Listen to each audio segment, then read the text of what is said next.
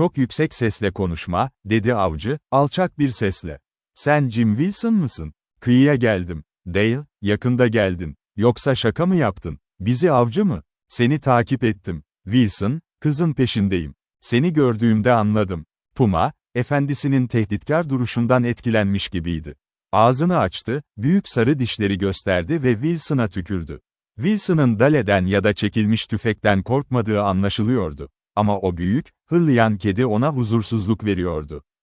Wilson, senden beyaz bir haydut olarak bahsedildiğini duydum, dedi Dale. Mebbe benim. Ama kıyıda bir an önce korkacağım. Dale, gidiyor bana saldırmak için.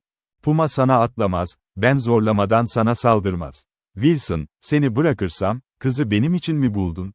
Wall, bir bakayım. Yoksa reddediyor muyum, diye sordu Wilson, akıllıca bir şekilde. O zaman, bir şekilde ya da diğer, her şey senin işin için. Sanırım pek seçeneğim yok. Evet, yapacağım. Ama Dale, sen bana güvenip Anson'a geri dönmeme izin mi vereceksin? Evet, öyleyim. Sen aptal değilsin. Ve sanırım tam bir yerin. Anson yanında ve çetesi toplandı.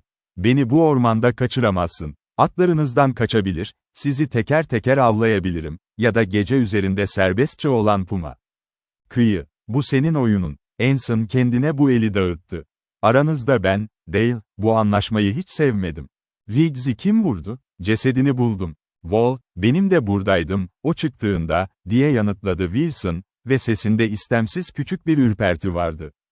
Bazı düşünceler onu hasta ediyordu. Kız mı? Güvende mi? Zarar görmemiş mi? Diye sordu Dale, aceleyle. Kıyı, şaka evdeyken olduğu kadar güvende ve sağlam. Dale, o en büyük çocuk nefes aldı. Kimse bana asla inandıramazdı. Bir kız, onun gibi bir çocuk, sahip olduğu cesareti taşıyabilir. Hiçbir şey olmadı. Ama Riggs ağzına vurdu. Onu bunun için öldürdüm. Allah yardım etsin, onu kurtarmak için içimde bir şeyler çalışıyor diye düşünüyorum. Artık o kadar zor olmayacak. Ama nasıl, diye sordu Dale. Bir bakayım. Wall, onu kamptan gizlice çıkarmam ve seninle buluşmam lazım. Hepsi bu. Hızlı yapılmalı. Ama Dale, dinle, diye içtenlikle azarladı Wilson. Çok hızlı olur, kötü ve çok yavaş. Yılan bu aralarda ağrıyor, sürekli daha da ağrıyor. Dikkatli olmazsam bir şeyler yapabilirim. Kızı öldürürüm ya da ona zarar veririm. Bu adamları tanıyorum. Hepsi paramparça olmaya hazır. Dikkatli olmalı. Bir planın olması daha güvenli olur. Wilson'ın keskin, hafif gözleri bir fikirle parladı. Neredeyse elini kaldıracaktı. Görünüşe göre Puma'ya işaret etmek için. Sonra vazgeçti. Anson Pumalardan korkuyor. Belki onu ve çeteyi korkutabiliriz, öyle ki kızı gizlice kaçırmak kolay olur. O büyük adamı numaralar yaptırabilir misin? Gece kampa hücum et, fırtına kopar, atları kov. Anson'ı 10 yıllık büyümeden korkutacağıma garanti ederim, diye yanıtladı Dale. O zaman kıyıya gidiyoruz, diye devam etti Wilson, memnun gibi. Kızı göndereceğim, ver onun da bir hissi. Bu gece kararmadan önce gizlice geliyorsun. Çete sinirlendi. Sonra Puma'yı numaralarına maruz bırakıyorsun, ne istersen. Çete çılgınlaştığında kızı alıp paketlerim, aşağıya ya da bir yere gidip düdük çalacaksın. Durdu. Ama Mebbedet o kadar iyi değil. Puma kampa yığılırsa bana saldırabilir, çetenin bir üyesi yerine. Bir başka sezgi de şu. Karanlıkta bana doğru eğilebilir, seni bulmaya çalışırken. Kıyı bana cazip gelmiyor. Wilson, bu Puma bir evcil hayvan, diye yanıtladı Dale. Onun tehlikeli olduğunu düşünüyorsun, ama değil. Bir yavru kedi yavrusundan fazlası değil. Sadece sert görünüyor. Hiçbir kişi tarafından incinmedi ve kendisi de sadece geyik ve ayı avladı. Onu herhangi bir kokuyu izleyebiliyorum. Ama gerçek şu ki onu zorlayamam, sana ya da birine zarar verebilir. Yine de, korkutucu görünüşü yüzünden onu tanımayanları soyabilir. Kıyı beni sakinleştiriyor. O çocuklar varken büyük bir şaka yapacağım, ölümüne korkuyorlar. Dale, bana güvenebilirsin. Ve sana bakıyorum, ne olur ki kendimle biraz uydurabilirim. Bu gece işe yaramazsa, o zaman sabah. Kıyı. Dale tüfeği indirdi. Büyük Puma yine tükürdü. Wilson ise ellerini öne uzatarak ilerledi, kesişen ladin dallarının yeşil duvarını yardı. Sonra vadiye doğru döndü. Oraya vardığında, yoldaşlarını gördüğünde hareketi ve ifadesi değişti. Hepsi mi, Jim, diye sordu Anson, kartlarını alırken. Kıyı. O eşyalar çok tuhaf davranıyorlar, diye yanıtladı Wilson. Bir şeyden korkuyorlar.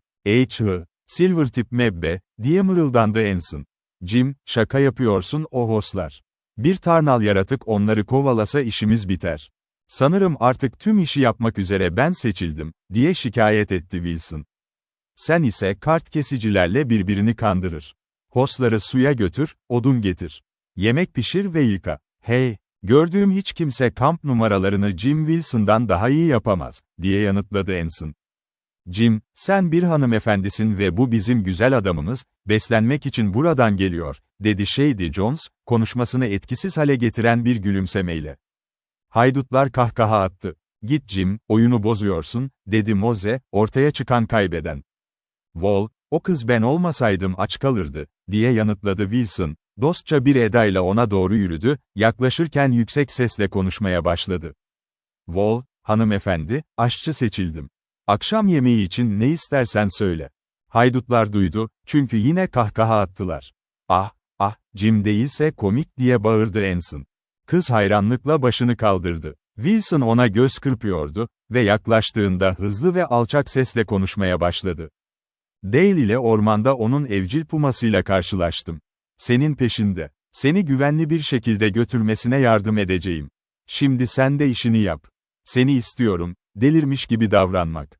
Anladın mı? Kafadan gitmiş gibi davran. Kıyıda ben istemiyorum ne yaptığın ya da söylediğin umursansın, sadece deli gibi davran. Korkma. Çeteyi korkutmak için bir plan yapıyoruz, seni gizlice kaçırmak için bir şans bulacağım. Bu gece ya da yarın. Kıyı. Konuşmaya başlamadan önce solgun, üzgün ve gözleri donuktu. Ama Wilson'ın sözleriyle hızla değişti ve o bittiğinde aynı kız değildi artık. Ona bir kez alevli bir anlayış gösterdi ve başını hızla salladı. Evet, anlıyorum. Ben yaparım, diye fısıldadı. Kanun kaçağı en soyut havayla yavaşça arkasını döndü, ortada şaşkın bir şekilde, kurnaz oyunculuğunu ve kendini toparlama çabasını ancak yarı yolda bırakarak yoldaşlarına geri döndü. Sonra eski, karanlık bir melodi mırıldanmaya başladı, harekete geçti, ateşi yeniledi ve öğle yemeği için hazırlıklara başladı. Ama etrafında olup biten hiçbir şeyi kaçırmıyordu. Kızın sığınağa girdiğini gördü ve saçları yüzüne dökülerek dışarı çıktığını. Wilson, yoldaşlarına dönerek sevinçle gülümsedi, sanki durum gelişiyormuş gibi başını salladı. Ancak kumar oynayan haydutlar, kızın kendini gösterdiğini hemen fark etmedi. Uzun saçlarını ürkütücü bir şekilde, hesaplanmış bir edayla düzeltiyordu. Yakalandım, diye boşaldı Anson, küfür ederek kartlarını sertçe vurdu. Eğer aldatmadım, ben de ucuz bir kumarbazım. Sartin, seni kapalı bir şekilde kaptırmışsın, dedi Shady Jones alaycı bir şekilde. Bu şaka mı, farkına mı geliyor? Patron, çamura sıkışmış bir inek gibi oynuyorsun, dedi Moze kısa bir şekilde. Arkadaşlar, komik değil, dedi Anson, acınası bir ciddiyetle. Ben kendime takıntı yapıyorum. Bir şeyler yanlış. Geçen sonbahardan beri şans yok. Hiçbir şey yok. Ama her şeyin sonu. Kimseyi suçlamıyorum. Ben patronum. Benim, bu işten çıktı. Yılan, kıyı, kız anlaşmasını yaptın, diye ekledi Wilson, dinliyordu. Sana söylemiştim. Sorunlarımız daha yeni başladı. Ve görebiliyorum, hazırlık. Bak, Wilson, kızın durduğu yeri işaret etti. Saçları her yere savruluyor, yüzü ve omuzları örtülüyordu. Yaşlı büyük bir ağaç kütüğüne en gösterişli selamlar yapıyordu. Tabii ki saçlarıyla yere süpürüyordu. Anson başladı. Tamamen şaşırmıştı. Şaşkınlığı saçmaydı. Diğer iki adam da liderlerinin şaşkınlığını eşitler gibi bakıyordu. Ona ne oldu böyle, diye sordu Anson, şüpheli. Kendini eğlenceli hissediyor olamaz. Wilson alnına önemli bir parmakla dokundu. Shore, bu kadar korkmuştum, diye fısıldadı. Hayır, diye haykırdı Anson, inanmazca. Eğer o tuhaf değilse, hiç tuhaf bir kişi görmedim, dedi Shady Jones, ve başını sallama şekline bakılırdı ki, kadınlarla tüm günlerinde tanışmıştı. Moze kelimelerle ötesinde görünüyordu ve oldukça endişeliydi. Geliyor diye düşündüm, diye ilan etti Wilson, çok heyecanla. Ama korktum öyle demek. Hepiniz onunla dalga geçtiniz. Şimdi keşke konuşsaydım. Anson ciddi bir şekilde başını salladı. Görüş kanıtına inanmak istemiyordu. Ama gerçekler şaşırtıcı görünüyordu. Sanki kız tehlikeli ve anlaşılmaz bir şeymiş gibi, adım adım ona yaklaştı. Wilson da takip etti ve diğerleri karşı konulmaz bir şekilde çekilmişti. "Hater, çocuk," diye seslendi Anson, boğuk bir sesle. Kız kibirle ince bedenini yukarı çekti. Yayılan saçlarının arasından gözleri haydut liderine parladı. Ama cevap vermedi. "Hater, sen Rainer kızı," diye ekledi Anson, zayıf bir şekilde. "Ne oluyor sen? Efendim, bana mı hitap ettiniz?" diye sordu, yüksek bir sesle. Shady Jones bu endişesini atlattı ve durumdan biraz mizah çıkardı. Karanlık yüzü gerginliğini kırmaya başladı. "Ah," diye nefes aldı Anson, ağır bir sesle. "Ophelia emrinizi bekliyor, efendim. Çiçek topluyorum," dedi tatlı bir şekilde, boş ellerini bir buket gibi kaldırarak. Shady Jones kasılma dolu kahkaha attı. Ama neşesi paylaşılmadı. Ve aniden bu ona felaket getirdi.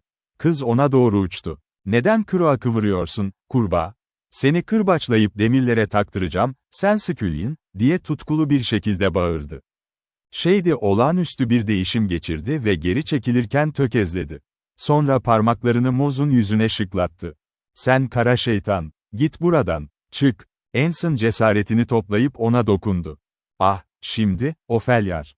Muhtemelen onu eğlendirmek istemişti. Ama kız bağırdı ve sanki onu yakacakmış gibi geri sıçradı.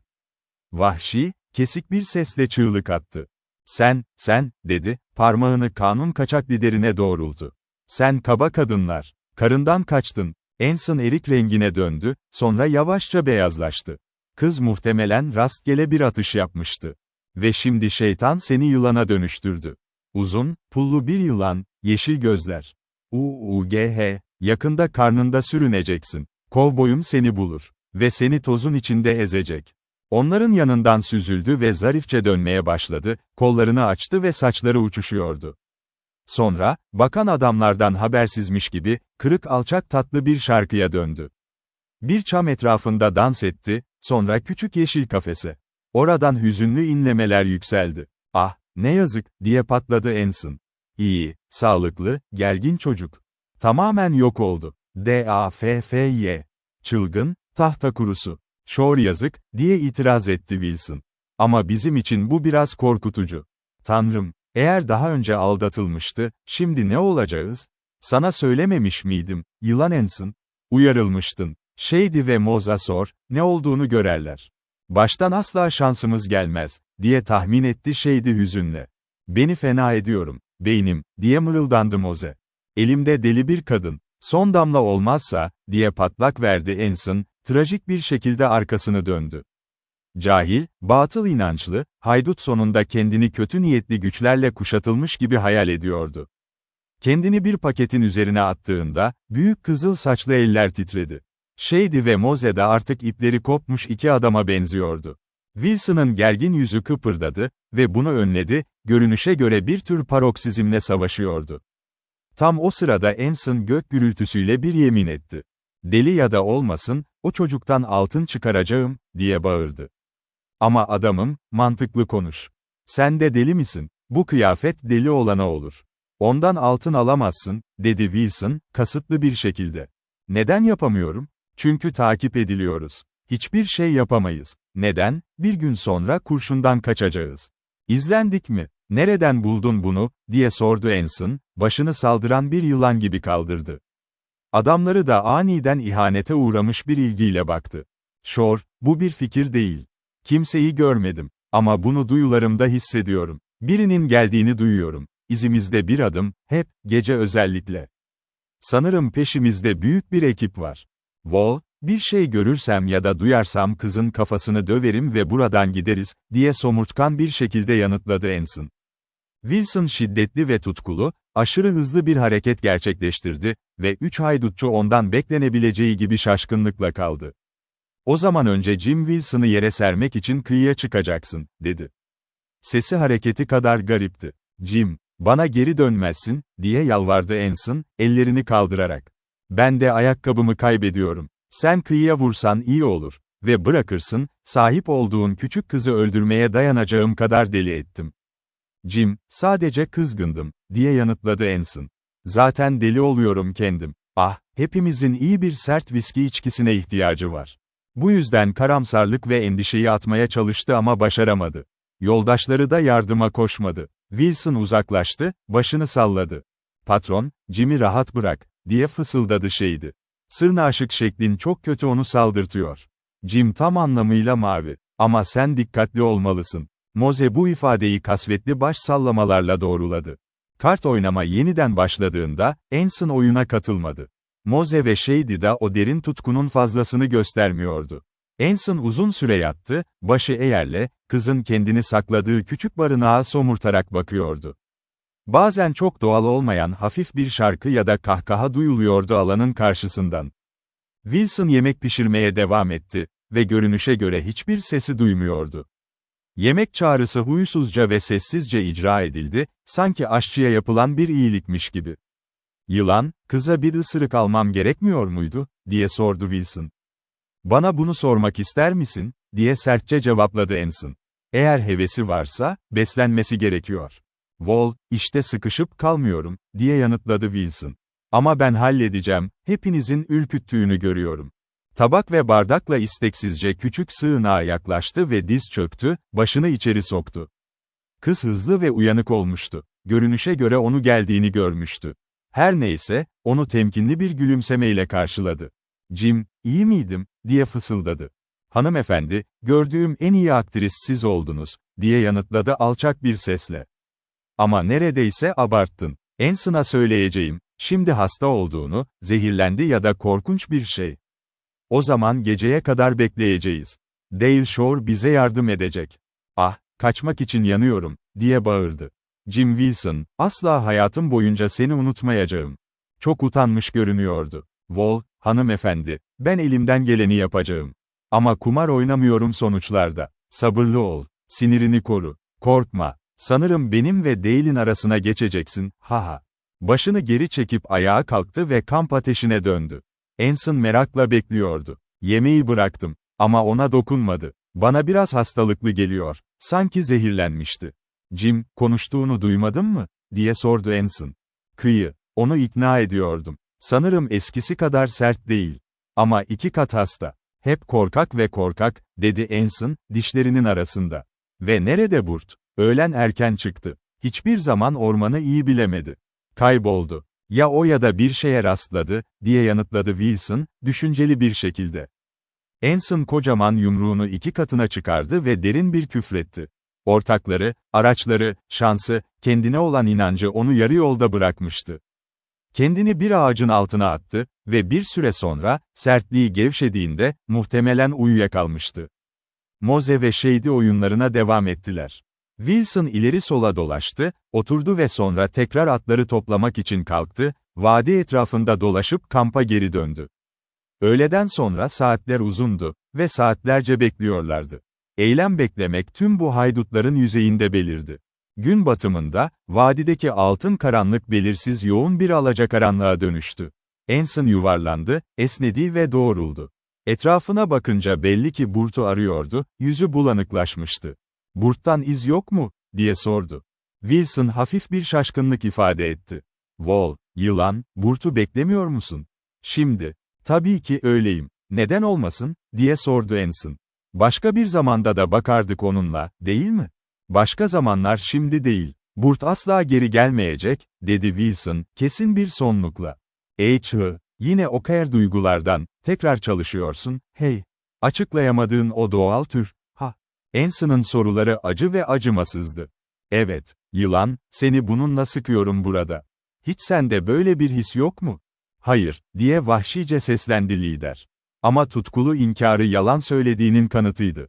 Bu patlamanın yaşadığı andan itibaren, ki bu çok şiddetliydi, karakterinin eski cesur içgüdülerine tutunmak için, aniden değişim onun şansını belirledi. Hızla kötüleşecek ve kırılma noktasına gelecekti. Ve böylesine acımasız, sınırsız doğalarda bu kırılma noktası. Umutsuz bir direniş, umutsuz bir eylem, tutkuların çaresiz birikimi ve baş etmek için ortaya çıkan felaket, kan ve ölüm anlamına geliyordu. Wilson ateşe biraz odun koydu ve bir bisküvi çiğnedi. Kimse ona yemek yapmasını istemedi. Kimse bunu yapmak için çaba göstermedi. Her adam birer birer ekmek ve et almak için pakete gitti. Sonra ne beklediklerini bilmeyen, ama nefret eden ve korkan adamlar kaldı. O vadideki alacakaranlık, doğal olarak garip, örtülü bir atmosferdi. Gölge ve ışığın birleşimiydi, gri, sürünen gölgeler oluşturuyordu. Aniden atların homurdanması ve yere vurması adamları irkitti. Bir şey Hoss'ları korkuttu, dedi Anson, ayağa kalkarak. Hadi. Mose ona eşlik etti ve karanlıkta kayboldular. Daha fazla toynak sesi, sonra bir fırça şırıltısı ve derin insan sesleri duyuldu. İki haydut geri döndü, 3 atı önderek geldi, açık vadide halter edilmişlerdi. Kamp ateşi ışığı Anson'ın yüzünü karanlık ve ciddi gösteriyordu. Jim, o Hoss'lar geyiklerden daha vahşi, dedi. Ben kendim ve Mose ile birlikte 2 tane yakaladım. Ama geri kalanlar yaklaştıkça çok direndi. Bazı yaratıklar onları çok korkutmuştu. Hepimiz hızlıca oradan çıkmamız lazım. Wilson başını şüpheli sallayarak ayağa kalktı. Ve o anda sessiz hava delindi. Korkunç bir at kişnemesine dönüştü. Bir çığlık attı, kırıldı ve bitti. Sonra korku dolu homurdanmalar, vuruş ve toynakların çıtırtısı, çalıların çatırtısı, sonra çarpıcı kükreme, delici seslerle bölünmüş. "Sığının!" diye bağırdı Anson ve kendi atını tutmak için koştu. At kampın tam ortasında halterlenmişti. Büyük ve vahşiydi, şimdi yetişmiş ve kopmak için çabalıyordu. Anson zamanında vardı ve atı aşağı çekmek için tüm ağırlığını kullandı. Çarpma sesleri, homurdanmalar, şiddetli yakın dövüş azalmış ve vadilerin kenarında sönmüştü. Anson ancak korkmuş favorisini bırakmaya cesaret ediyordu. "Gitti. Atlarımız gitti. Duydunuz mu?" diye boş sesle bağırdı. "Kıyı. Artık parçalanmış ve sakat bir grup oldular," diye yanıtladı Wilson. "Patron, 100 yıl sonra asla geri dönemeyiz," diye ilan etti Mose. "Bizi mahvetti, yılan Anson," diye sert bir şekilde ekledi Shady Jones. "O Hoss gitti. Elini onlara öpebilirsin. Sıkıntı yoktu. Onlar kötü bir korkuya kapıldı. Kaçtılar ve asla kurtulamadılar birlikte. Bizi nereye getirdiğinizi göreceksiniz." Bu üçlü duruşmanın gücüyle kanun kaçak lideri sendeledi ve sessizleşti. Aslında, tüm erkeklerin üzerine sessizlik çöktü ve aynı şekilde vadiyi sardı. Gece karanlık, kasvetli, yalnız, yıldızsız. Hafif bir rüzgar inledi. Garip bir şekilde, dere garip akorlarıyla mırıldanıyordu, boş bir ses. Hiçbir zaman aynı değildi. Sanki zayıf bir gürültü, uzak bir gök gürültüsü, suyun girdaba çekilmesi gibi derin bir gurultu. Hızlı akıntıda bir taş gibi. Siyah uçurum görünmezdi. Ama birçok tuhaf yüzü vardı. Dev çamlar hayalet gibi görünüyordu. Gölgeler kalındı, hareket ediyor, değişiyordu.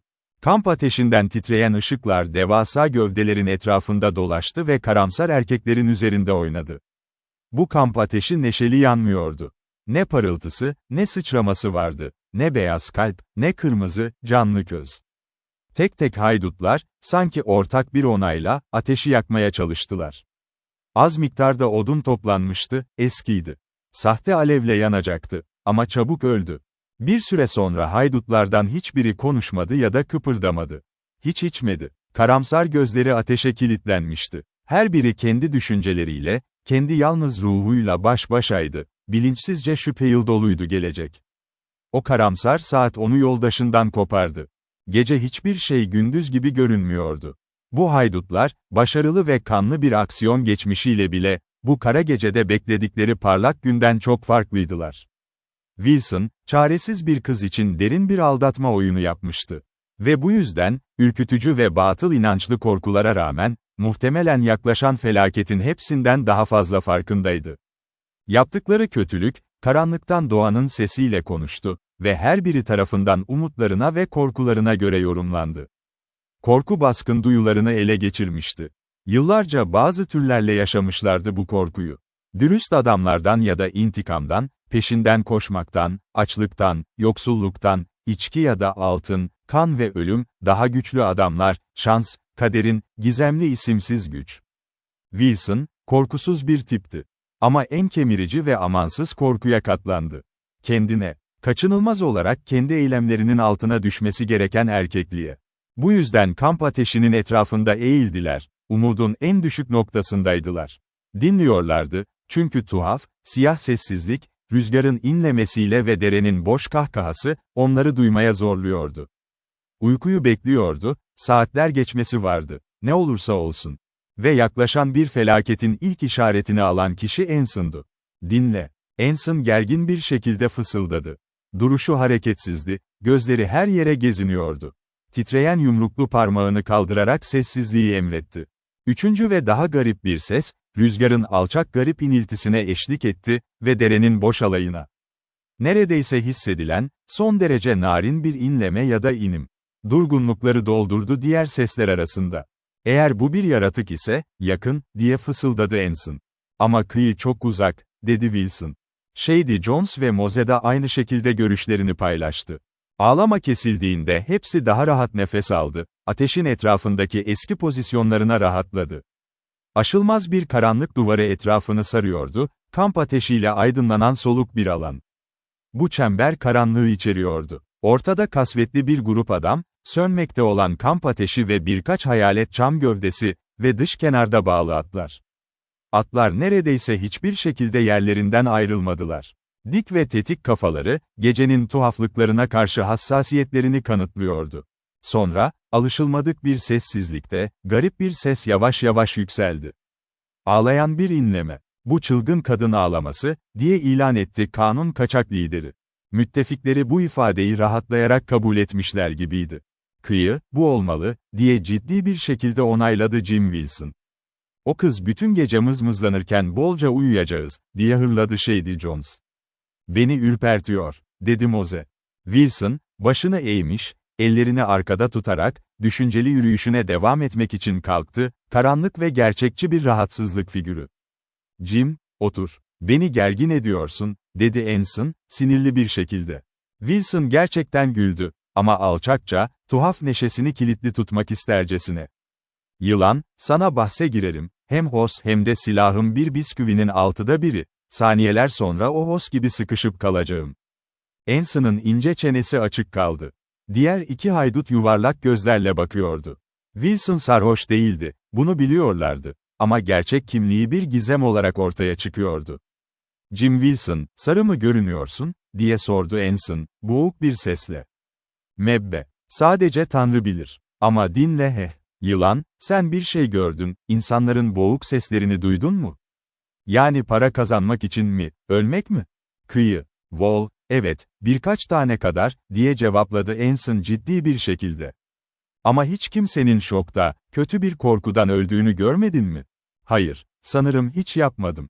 Ben yaptım. Ve Jim Wilson'ın hastalığı bu, dedi, ve adımlarına devam etti.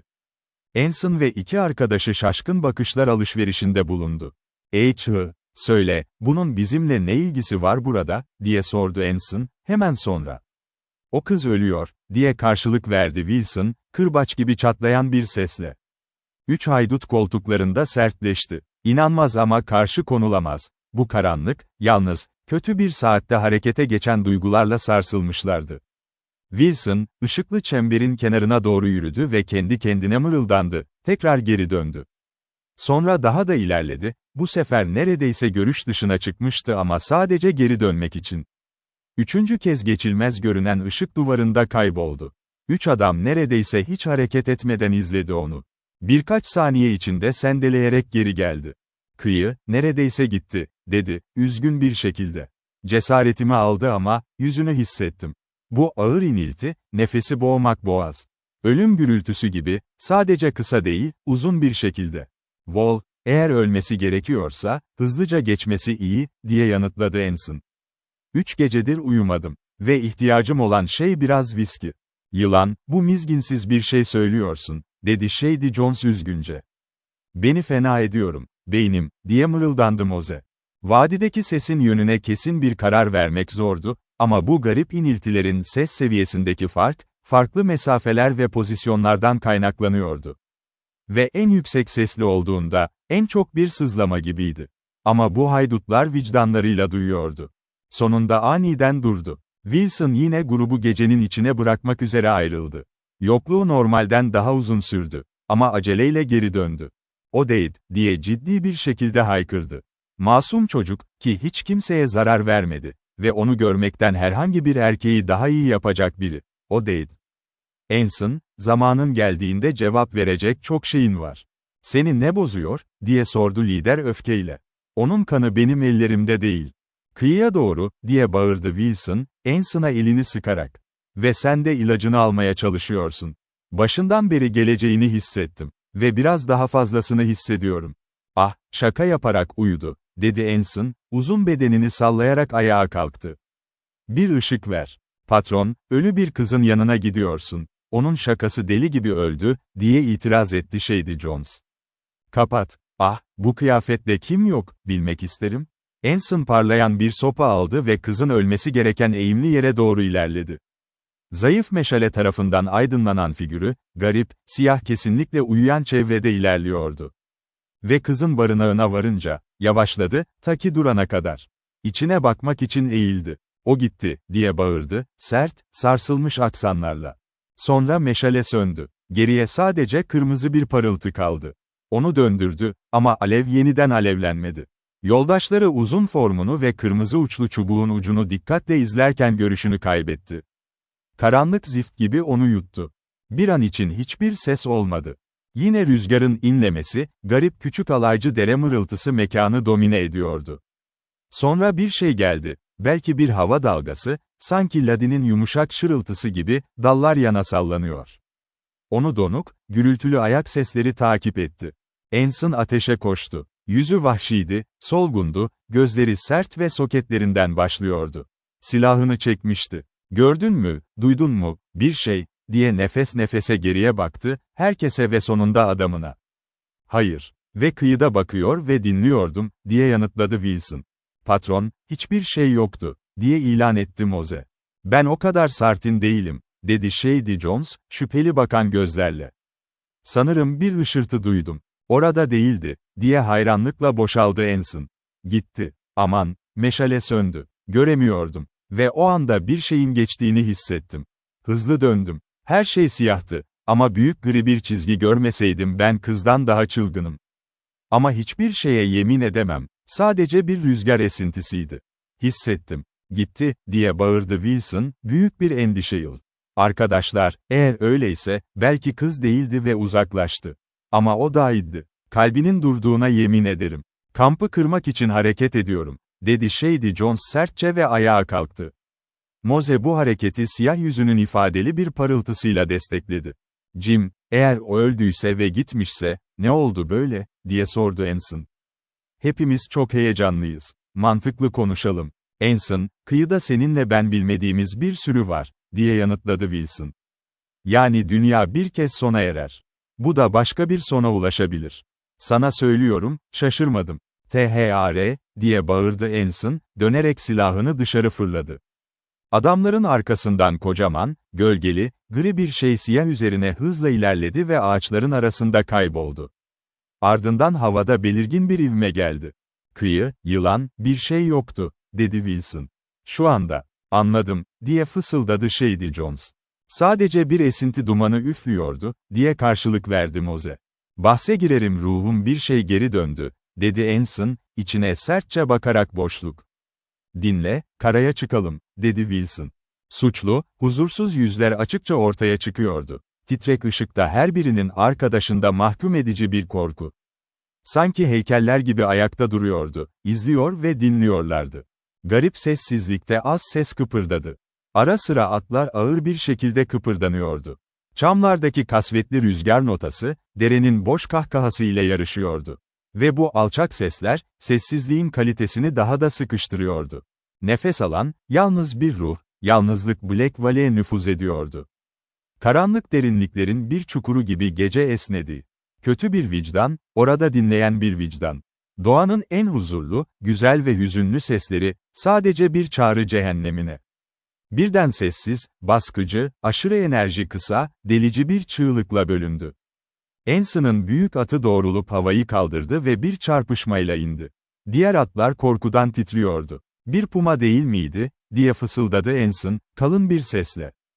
Dıt bir kadının çığlığıydı, diye yanıtladı Wilson, ve titriyor gibiydi, rüzgarda savrulan bir yaprak gibi. O zaman doğru düşündüm, çocuk yaşıyor, etrafta dolaşıyor. Ve o çığlığı attı, dedi Anson. Etrafta dolaşıyor, evet, ama o değil. Aman tanrım, mümkün değil. Wall, eğer dolaşmıyorsa neredeyse Dade olacak, diye yanıtladı Wilson. Ve kendi kendine fısıldamaya başladı. Eğer bu anlaşmanın ne anlama geldiğini bilseydim, onun yerine Beasley'i fırlatırdım. Ve o çocuğu kafasından vurdu. Boğuk bir şekilde konuşmuştu. Eğer o taraftan bağırarak gelirse. Sesi kesildi. İnce, yara vuran, ince bir çığlık yükseldi. İlk çığlığa biraz benziyordu, sadece daha az vahşi. Görünüşe göre uçurumdan geliyordu. Karanlık vadinin başka bir noktasından, korkunç bir çığlık yükseldi. Acı çeken bir kadının sesi. Vahşi, ürkütücü, hüzünlü bir inleme. Anson'ın atı halterini kaybederek geriye düştü, neredeyse kayalık zeminde bir çökük vardı. Haydut onu yakalayıp ateşe daha yakın bir yere sürükledi. Diğer atlar titreyerek ve zorlanarak duruyordu. Moze aralarından koştu ve onları tuttu. Shady Jones ateşe yeşil çalı attı. Çıtırtı ve çatırtıyla bir alev yükseldi. Wilson'ın ayakta durduğunu gösteriyordu. Ne yazık ki kolları açık. Siyah gölgelere bakıyordu. Garip, canlı çığlık tekrarlanmadı. Ama çığlık, tıpkı ölüm sancılarında olan bir kadın gibi, sessizliği tekrar deldi. Titreme bıraktı o yüzük, yumuşakça söndü. Sonra sessizlik tekrar bastırdı ve karanlık kalınlaşmış gibiydi. Adamlar bekledi ve başlamaya başladıklarında rahatla, çığlık korkutucu bir şekilde yakın, ağaçların hemen arkasından patladı. İnsan, acı ve korkunun vücut bulmuş hali. Muazzam, değerli hayatın korkunç ölüme karşı mücadelesi. Çok saf, o kadar zarif, o kadar harikaydı ki, dinleyiciler sanki masum, şefkatli, güzel bir kız gözlerinin önünde korkunç bir şekilde parçalanmıştı.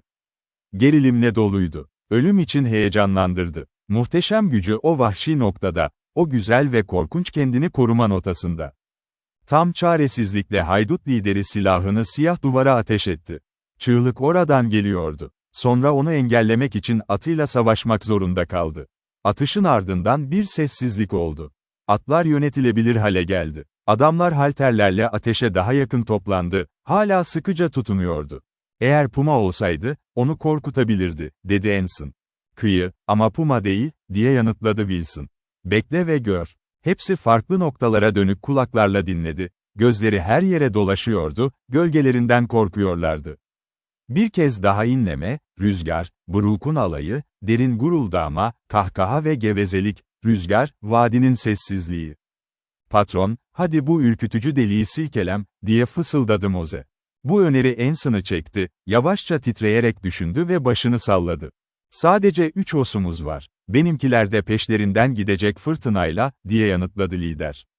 Bizim de paketlerimiz var. Ve kesinlikle bu yerde karanlık bir şeyi kaçırmak yok. Önemli değil. Hadi gidelim. Yürüyüp yol göstereceğim, dedi Moze hevesle. Benim keskin gözlerim var. Siz çocuklar binebilir ve bir çanta taşıyabilirsiniz. Buradan çıkacağız, gündüz geri dön, geri kalan kıyafetle birlikte. Anson, ben de buna çok önem veriyorum, dedi Shady Jones. Jim, onlara ne diyorsun? Bu karanlık delikten hırtılım mı, diye sordu Anson. Sure büyük bir fikir, diye onayladı Wilson. Dıt bir pumaydı, diye itiraf etti Anson, sessizlik sırasında cesaretini toplarken. Ama aynı şekilde, bana karşı sanki hala kadar zordu, bir kadın kılıçta kıvrılıyor gibiydi. Yılan, kıyı, son zamanlarda bir kadın gördün mü, ha, diye sordu Wilson kasıtlı olarak. Sanırım öyle oldu. O çocuk, diye yanıtladı Anson, şüpheli. Wall, onun delirdiğini gördün, değil mi? Evet. Ve sen onu avlamaya gittiğinde o yoktu, değil mi? Doğru. Wall, eğer öyleyse, pumalardan bahsetmek için neden gevezelik etmek istiyorsun? Wilson'ın argümanı tartışmasız görünüyordu. Shady ve Moze kasvetli bir şekilde başlarını salladılar, huzursuzca ayaktan ayağa kayıyordu. Anson başını eğdi. Önemli değil, eğer duymasak, diye başladı, aniden büyüdü sessiz. Tam üzerlerinden, ışık çemberinin hemen dışında bir yerden, bir çığlık yükseldi. Yakınlığı nedeniyle şimdiye kadarki en delici ve acı verici olanıydı. Sadece grubu taşlaştırdı, ta ki ses geçene kadar. Anson'ın büyük atı ayağa kalktı ve korkudan bir homurdanmayla devasa bir sıçrayışla atıldı, doğrudan Anson'a çarptı ve onu devirdi. Wilson, çarpılmaktan tam zamanında sıçramıştı ve döndü. Anson'ın yere düştüğünü gördü. Bir çarpma geldi, bir inleme ve sonra at tırmanırken vuruş ve nal vuruşu. Görünüşe göre efendisinin üzerine yuvarlandı. "Yardım edin, çocuklar," diye bağırdı Wilson, küçük bankanın üzerinden hızla atlayarak, loş ışıkta halteri yakalamak için koştu. 3 adam atı sürükledi ve onu bir ağaca sıkıca bağladı. Bunu bitirdikten sonra aşağıya baktılar. Anson'ın formu zar zor ayırt edilebiliyordu karamsarlıkta. Uzanmış halde yatıyordu. Bir inleme daha çıktı. "Shore, yaralandığından korkuyorum," dedi Wilson. Hoss tam üstüne yuvarlandı. "Ve bu adam ağır," diye ilan etti Moze. Yere inip liderlerinin yanına diz çöktüler. Karanlıkta yüzü donuk gri görünüyordu. Nefesi düzgün değildi. "Yılan, yaşlı adam, yaralanmadın mı?" diye sordu Wilson, titreyen bir sesle. Cevap alamayınca arkadaşlarına şöyle dedi: "Tutunun, bir yere kaldıralım." 3 adam dikkatlice Anson'ı ateşin ışığına kaldırdı. Anson bilinçliydi. Yüzü korkunçtu. Kan görünüyordu dudaklarında. Wilson yanına diz çöktü. Diğer haydutlar ayakta durdu. Birbirlerine karanlıkta bakarak, Anson'ın yaşam şansını lanetledi. Ve aniden yine o korkunç, acı çığlık yükseldi, bir kadının çığlığı gibi parçalandı. Shady Jones, Moze'a bir şeyler fısıldadı. Sonra ikisi de ayağa kalktı, düşmüş liderlerine baktı. "Nerede yaralandığını söylemişsin?" diye sordu Wilson. "O, göğsümü parçaladı," dedi Anson, kırılmış, boğulmuş bir sesle fısıldayarak. Wilson'ın ustaca elleri kaçağın gömleğini açtı ve göğsünü yokladı. "Hayır, göğüs kemiğin kırılmadı," diye umut etti Wilson. Elini Anson'ın vücudunun bir tarafında gezdirmeye başladı ve sonra diğer. Aniden durdu, bakışlarını kaçırdı, sonra yavaşça elini tamamen gezdirdi o tarafta. Anson'ın kaburgaları, atın ağırlığı yüzünden kırılmış ve ezilmişti. Ağzından kanıyordu. Yavaş, acı veren nefes püskürtmeleri kanlı bir köpük getirdi. Bu, kırılmış kemiklerin akciğerlere nüfuz ettiği anlamına geliyordu. Er ya da geç ölümcül bir yaralanma. Bir iki kaburga kırdın," dedi Wilson. "Ah, Jim, olmalı, korkak olmalı," diye fısıldadı. "Ben, orful acı içindeyim.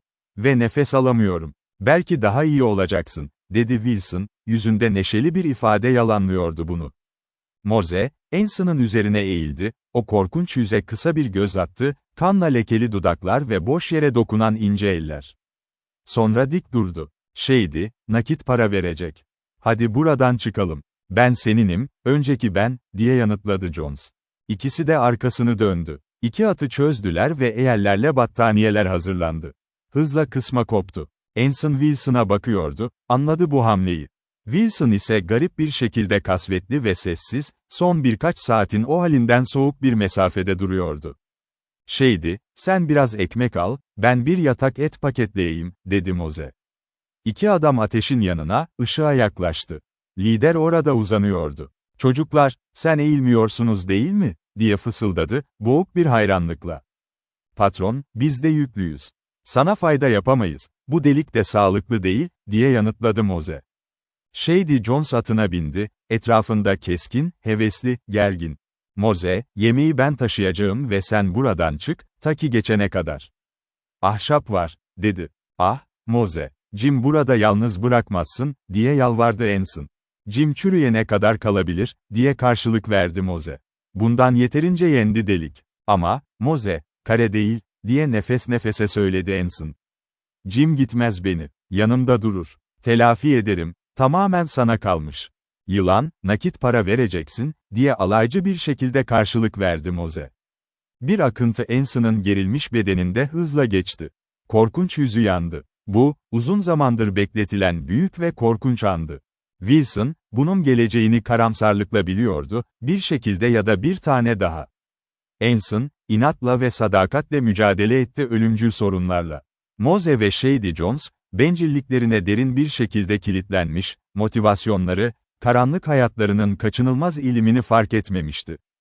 Anson, yere çökmüş halde hızla silahını çekti ve Moze'yi vurdu. Olmadan el hareketi ya da ses, Moze düştü. Sonra Shady'nin atının düşüşü, Anson'ın ikinci şutunu ıslattı. Hızlı üçüncü atış belirgin bir şey getirmedi, ancak Shady lanet ederek kendi silahına başvurdu. Nişan almaya çalışıyordu, atı atlıyor gibiydi. Mermileri Anson'ın üzerine toz ve çakıl sıçrattı. O zaman Wilson'ın uzun kolu gerildi ve ağır silahı salladı. Shady eğere çöktü, korkmuş at onu fırlattı, ışık çemberinin dışına. Gürültülü toynaklar, çalıların çarpması hızla durdu. Jim, onu sen mi yakaladın, diye fısıldadı Anson. Shore yaptı, yılan, dedi yavaş ve duraklamalı cevap. Jim Wilson cevap verirken hasta bir ürperti tutmuştu. Silahını kınına koyup bir battaniye alarak Anson'ın başının altına koydu. Jim, ayaklarım, hava çok soğuk, diye fısıldadı Anson. Wall, hava çok soğuk, diye yanıtladı Wilson ve ikinci bir battaniyeyi alarak Anson'ın uzuvlarının üzerine örttü. Yılan, Shady'nin sana bir kez vurduğundan korkuyorum. Ama umursamam ki, hiçbir korkak zarar görmez. Şimdi hareketsiz yatıyorsun. Sanırım Shady'nin hosu biraz durdu. Ve ben görüyorum. Jim, duyamıyorum. Biraz bağırıyorsun. Kıyı, gitti. Şimdi sanırım puma olmuş. Biliyordum. Wilson karanlığa doğru yürüdü. O mürekkep duvar, ışık çemberinden çıktıktan sonra geçilmez ve siyah görünmüyordu artık. Dikkatli ilerledi ve hata yapmadı. Ağaçtan ağaca dokunarak uçuruma doğru ilerledi ve hemen devasa bir düz kayaya karşı durdu. Başı kadar yüksekti. Burada karanlık en karanlıktı ama kayada bir ışık oluşumu görebiliyordu. Hanımefendi, orada mısınız? İyi misiniz? Diye seslendi, yumuşakça. Evet, ama ölümüne korkuyorum, diye fısıldadı cevap. Shore aniden başladı. Hadi şimdi. Sanırım sorun bitti. Onu kayadan indirmeye yardım etti. Ayakta dengesiz olduğunu görünce bir koluyla onu destekledi, diğerini önünde uzatarak nesneleri hissetti. Yoğun gölgeden ayak çıkardılar. Uçurum, küçük derenin akışını takip ediyordu. Konuştu ve guruldadı ve Wilson'ın alçak düdüğü neredeyse boğdu. Kız şimdi ağır bir şekilde üzerine sürükleniyordu, açıkça zayıflıyordu. Sonunda vadinin başındaki küçük açık alana ulaştılar. Burada durarak ıslık çaldı. Bir cevap arkasından ve sağdan geldi. Wilson, kızı kolunda tutarken bekledi. Dale Hea, dedi. Ve şimdi yere yığılma, sonuçta cesaretini topladın. Bir fırça sesi, bir adım, yumuşak, sessiz bir ayak sesi. Karanlıkta yükselen uzun, alçak gri bir şekil, gizlice hareket ediyordu. Ve bu Wilson'ı sıçrattı. Wilson, dedi Dale'in boğuk sesi. Hea, onu yakaladım, Dale. Güvenle bir ses ver, diye yanıtladı Wilson, uzun forma doğru adım atarak. Ve sarkık kızı Dale'in kollarına bıraktı. Bo, iyi misin? Dale'in derin sesi titriyordu. Kız onu yakalamak ve sevinç çığlıkları atmak için ayağa kalktı. Ah, Dale, aman Tanrı'ya şükür. Şimdi düşmeye hazırım. Ne kadar uzun sürdü. Bir macera bu gece. İyiyim, güvendeyim, sağlamım. Dale, biz bunu bu Jim Wilson'a borçluyuz. Ben, hepimiz ona, hayatımız boyunca teşekkür edeceğiz, diye yanıtladı Dale. Wilson, sen bir erkeksin. Eğer o çeteyi sarsarsan, Dale, kıyıda çok fazla çete kalmadı. Burtu gitmesine izin vermesen uzaklaştı, diye yanıtladı Wilson. Onu öldürmedim ya da incitmedim. Ama onu korkuttum, bahse girerim henüz koşuyorum. Wilson, tüm o çatışmalar kavga anlamına mı geliyor? Katlanılabilir. Ah, Dale, berbattı. Her şeyi gördüm. Wall, hanımefendi, ben gittikten sonra ona söyleyebilirsin. Sana iyi şanslar diliyorum. Sesi serin, rahat bir uzatma, hafif titrek bir tondu. Kızın yüzü karanlıkta beyazlaştı. Kanun kaçağına yaslandı, sıkışmış ellerini tuttu. Allah yardım etsin, Jim Wilson. Sen Teksaslısın. Seni hatırlayacağım. Hayatım boyunca senin için dua edeceğim. Wilson uzaklaştı, siyah çam ağacı altındaki soluk ışığın parıltısına doğru. Helen Rainer, Dale'in kendisi için tehlikeli bir yolculuktan uzaklaştığını izlerken, bu onun için neredeyse hayat ya da ölüm anlamına geliyordu. Garip olan şu ki, sadece o heyecan verici, çalkantılı anı düşünemiyordu. Kollarını boynuna dolamıştı. Dale'in ne kadar harika biri olduğunu, önemli değildi sonraki an. Utançtan kurtararak onun yaptığı gibi davrandı. Gerçekten yapmış olması yeterliydi. Dürtülerini önceden tahmin etmesi ya da anlaması ne kadar tamamen imkansızdı. Ama bir kez onlara karşı harekete geçti. O zaman kafa karıştırıcı bir farkındalık geldi. Dale, kız kardeşiyle birlikte döndüğünde, Helen aynı şeyi tekrar yapacağını biliyordu. Eğer yaparsam, bu konuda ikiyüzlü olmayacağım, diye tek başına konuştu ve yanakları ateşlendi. Dale izledi, ta ki gözden kaybolana kadar. O gittiğinde, endişe ve korku bu diğer kafa karıştırıcı duygunun yerini aldı. Etkinliğe yöneldi. Akşam yemeğinden önce çantasını topladı. Değerli eşyalar, kitaplar, kağıtlar ve kıyafetler, bu onun eşyalarıyla birlikte.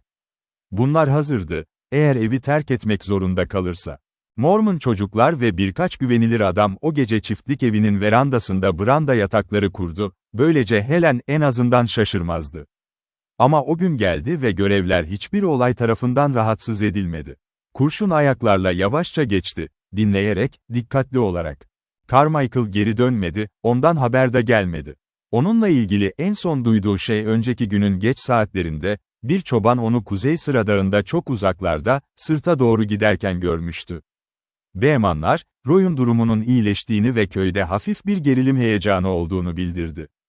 Bu ikinci yalnız gece Helen için neredeyse dayanılmaz bir şeydi. Uyuduğunda korkunç rüyalar görüyordu. Uyanık yatarken pencerenin yanında yaprakların hışırtısı yüzünden kalbi boğazına sıçrıyordu ve zavallı Bo'nun durumu için hayal gücüne işkence ediyordu. Bin kez Helen kendi kendine Beasley'nin çiftliği alıp karşılanabileceğini söyledi. Sadece Bo kurtulmuştu. Helen, düşmanını kız kardeşinin kayboluşuyla kesinlikle ilişkilendiriyordu. Riggs bunun bir yolu olabilirdi. Gündüz bu kadar çok korkuyla dolu değildi. Bunu yapacak şeyler vardı, dikkat talep ediyordu.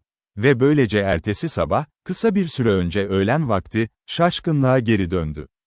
Ahırlardan bir bağırış ve yakınlarda atların dört nala koşması. Pencereden büyük bir sigara gördü. Ateş, orası ahırlardan biri olmalı. En uzak eski olan, dedi, pencereden dışarı bakarak. Dikkatsiz bir Meksikalı, sonsuz sigara. Helen, dışarı çıkıp ne olduğunu görme dürtüsüne direndi. Evde kalmaya karar vermişti. Ama verandada ayak sesleri duyulduğunda ve kapıya bir tıklama geldi. Tereddüt etmeden açtı. 4 Meksikalı yakında ayakta duruyordu. Biri, düşüncesi kadar hızlı, elini ona uzattı ve tek bir hareketle onu eşiğin ötesine çekti. "Zarar yok, Senora," dedi ve işaret etti, gitmesi gerektiğini. Helen'e bu ziyaretin ne anlama geldiğini söylemeye gerek yoktu. Birçok varsayım vardı. Ancak Beasley'nin bunu yapmasını, bu rezaletle karşılaşmasını düşünmemişti. Ve kanı kaynadı. "Nasıl cüret edersin?" dedi, sinirini kontrol etmeye çalışırken titreyerek. Ama sınıf, otorite, ses bu esmer Meksikalılara hiçbir fayda sağlamıyordu. Gülümsediler. Bir diğeri Helen'i kirli, kahverengi eliyle tuttu. O temastan çekindi. "Bırak," diye öfkeyle patladı. Ve içgüdüsel olarak kendini özgürleştirmek için mücadele etmeye başladı. Sonra hepsi onu ele geçirdi. Helen'in onuru belki de hiç bu kadar aşağılanmamıştı. Yanan, boğucu bir kan dalgası. O Chimkloses'ten gelen o korkunç öfke tutkusuyla tanışıyordu ilk kez. Kendini asla açık bırakmamaya karar vermiş olan o aşağılanma, artık bir kaplan dişi gibi savaşıyordu. Meksikalılar, kendi dillerinde heyecanla gevezelik ediyorlardı, ta ki onu bedensel olarak kaldırana kadar. Her iki elini ve ayağını tutarak onu yerleştirdiler, elbiseleri dağınık ve yarı koparılmış, yoldan koridora ve yola. Orada onu mülkünden ittiler. Helen, yarı kör gözlerle geri dönemedi. Köye giden yolda sendeledi. Kırmızı bir loşluktan geçiyormuş gibiydi, beynindeki bir tıkanıklık. Bayan Cass'in kulübesine olan mesafe aşılmaz gibiydi. Ama oraya vardı, yolda sendeleyerek ilerleyerek. Baş dönmesi, baygınlık, her şeyi saran bir karanlıkla bakınca, Helen kendini oturma odasına götürüldüğünü ve büyük sandalyeye oturtulduğunu fark etti. Kısa süre sonra görüş ve zihnin berraklığı geri döndü. Roy'u beyaz bir çarşaf gibi gördü, korkunç gözlerle onu sorguluyordu. Yaşlı kadın üzerine asılmış mırıldanıyordu, onu teselli etmeye ve düzensizliği gidermeye çalışıyordu. "Dört yağlayıcı, beni tepeden aşağı yığdı, beni yerimden attı. Çiftlik, yol," diye nefes nefese seslendi Helen. Bunu kendi bilincine de anlatıyor gibiydi. Ve tüm vücudunu sarsan güçlü bir tehlike dalgası. "Bilseydim, onları öldürürdüm." Bunu tam sesle ve sertle, kuru, sıcak gözlerle bağırdı. Roy elini tutmak için uzandı, boğuk bir sesle konuştu. Helen ne dediğini ayırt edemedi. Korkmuş yaşlı kadın diz çöktü, dengesizce parmakları Helen'in elbisesindeki kira yerlerini karıştırıyordu. O an geldi ki Helen'in titremesi azalmaya başladı. Kanı sustu, aklı sarsıldı, öfkesiyle savaşmaya başladı ve yavaş yavaş bu yıkıcı tehlikeden, uyuyan kaplan damarlarının korkusundan kurtulmaya başladı. "Ah, Bayan Helen, çok sinirli görünüyordunuz, incindiğinden emin oldum," diyordu yaşlı kadın.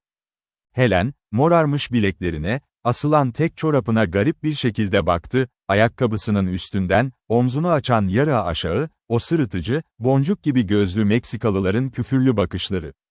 "Vücudum, yara yok," diye fısıldadı. Roy biraz beyazlığını kaybetmişti. Gözleri ise artık sert, nazik değildi. Bayan Nell, neyse ki zarar olmadı. Şimdi sadece bunu görürsen, her şey temiz. Tatlı bakışını bozmasına izin verme. Umarım, eğer bu batıda neler ham olduğunu görebilseniz ve şaka yapmayı seviyorsanız aynı. Helen anlamını ancak yarı yarıya anladı, ama bu bir gelecek yansıması için yeterliydi. Batı güzeldi ama zordu. Arkadaşlarının yüzündeki keskin, eğimli çizgilerin anlamını ve acı gölgeleri anlamaya başladı, mermerden kesilmiş, zayıf, çıplak bir gerçeğin gölgeleri. "Toprak için, bize her şeyi anlat," diye ısrar etti Bayan Kes.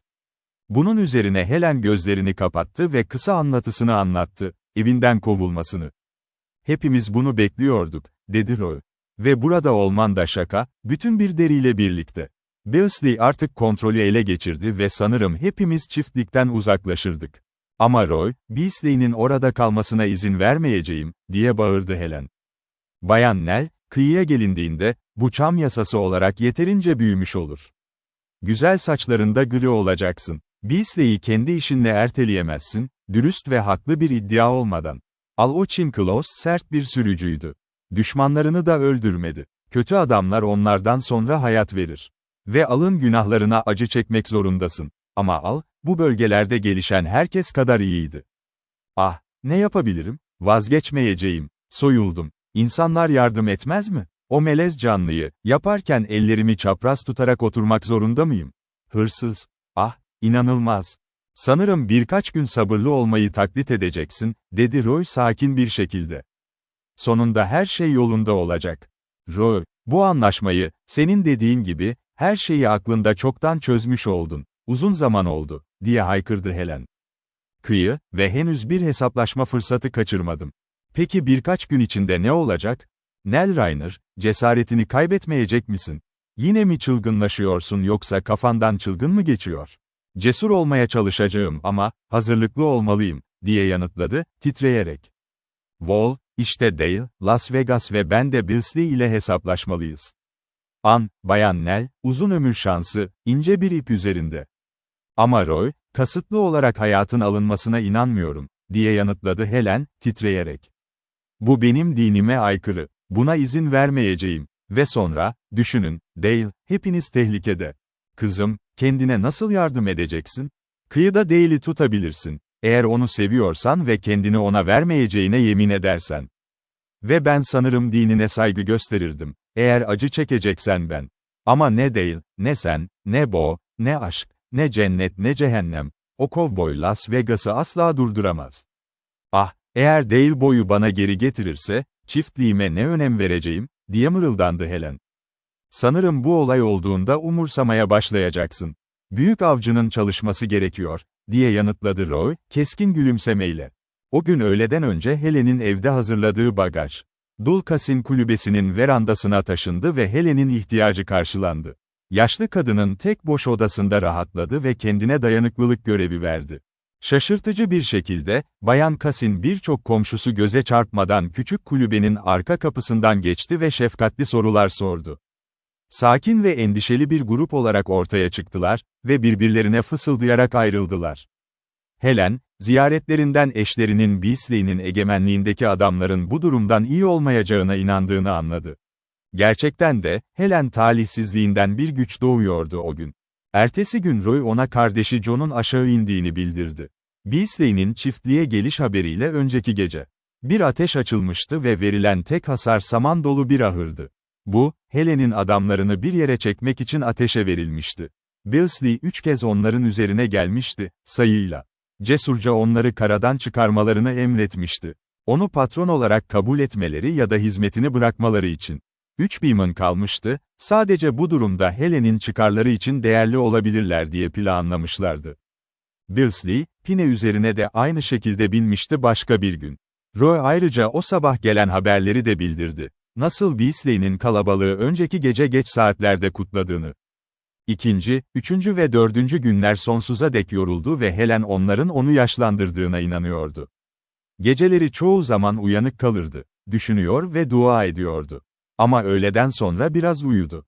Hiçbir şey düşünemiyordu ve konuşamıyordu, sadece kız kardeşi ve Dale'in onu kurtarma şansı. Dale bir gözenek iltifat ediyorsun, sonunda itiraz etti sabırlı Roy. Sana söylüyorum, Milt Dale istediği her şeyi yapabilir ormanda. Buna inanabilirsin. Ama sanırım sonrasında şans çıkaracak geri geliyor. Bu önemli konuşma, Helen'i umut güvencesiyle heyecanlandırdı ve avcıyı bekleyen ima edilen tehlike yılkanını dondurdu.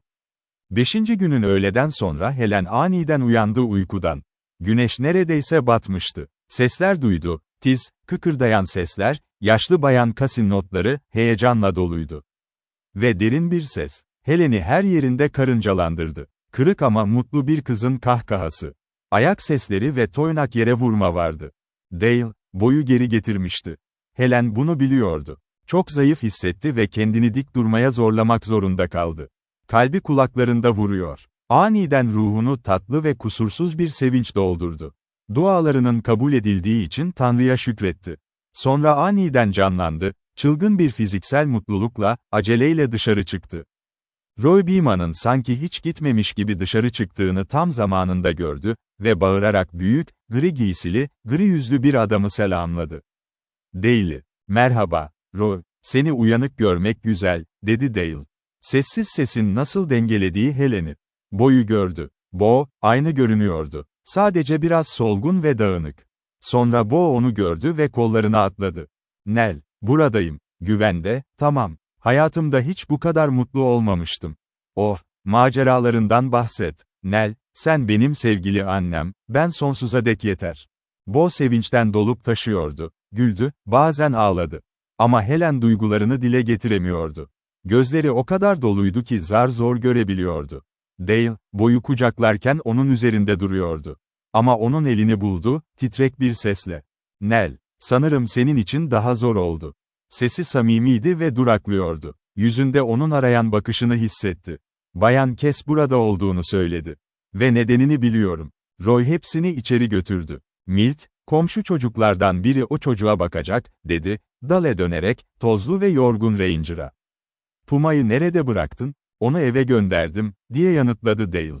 Şimdi kanunlar, Milt, bu harika değilse, diye kahkaha verdi Bayan Kes, burada biraz endişelendik. Ve Miss Helen neredeyse açlıktan ölüyor, seni bekliyor. Anne, sanırım kız ve ben senden daha aç kaldık biliyorum, diye yanıtladı Dale, kasvetli bir kahkahayla. Toprak yasına, akşam yemeğini şu an hazırlayacağım. Nell, neden buradasın, diye sordu Bo şüpheli. Cevap için Helen, kız kardeşini yedek odaya götürdü ve kapıyı kapattı. Bo yükü gördü. İfadesi değişti. Eski alev belirgin gözlerde. Başardı, diye ateşli bir şekilde bağırdı. Sevgilim, şükürler olsun. Seni yakaladım, tekrar geri döndüm, diye mırıldandı Helen, sesini bularak. Başka hiçbir şey önemli değil. Sadece bunun için dua ettim. İyi eski Nell, diye fısıldadı Bo, Helen'i öpüp kucakladı. Sen gerçekten ciddiyim, biliyorum. Ama benim için kesinlikle hayır. Geri döndüm ve tabii ki tekmelerim hazır. Nerede benim? Tom nerede? Bo, 5 gündür ondan tek bir kelime bile duyulmadı. Arıyordur tabii ki seni. Ve sen, çiftlikten çıkarıldın mı? Aslında daha doğru, diye yanıtladı Helen ve birkaç titrek kelimeyle sınır dışı edilmesiyle ilgili hikayeyi anlattı. Bo, zarafetten çok güçlü bir söz söyledi. Ama bu öfkeyi kız kardeşine duyduğu tutkulu öfkeyle paylaşmıştı. Ah, Tom Carmichael bunu biliyor mu, diye ekledi, nefessizce. Nasıl yapabilir ki? Öğrendiğinde, o zaman, cehennem olmaz mı? İyi ki aldım, önce burada. Nell, tüm bu kutsal zamandır çizmelerim çıkmadı. Yardım et. Ve biraz sabun, sıcak su ve temiz kıyafetler için. Nell, eski kızım, bu batı anlaşmaları için doğru yetiştirilmedim. Çok lüks. Ve sonra Helen'in kulakları hızlı bir koşma anlatımıyla doldu, atlar, raigler, haydutlar ve Billsley cesurca dişlerine seslendi. Uzun bir yolculuk ve kahraman olan bir haydut.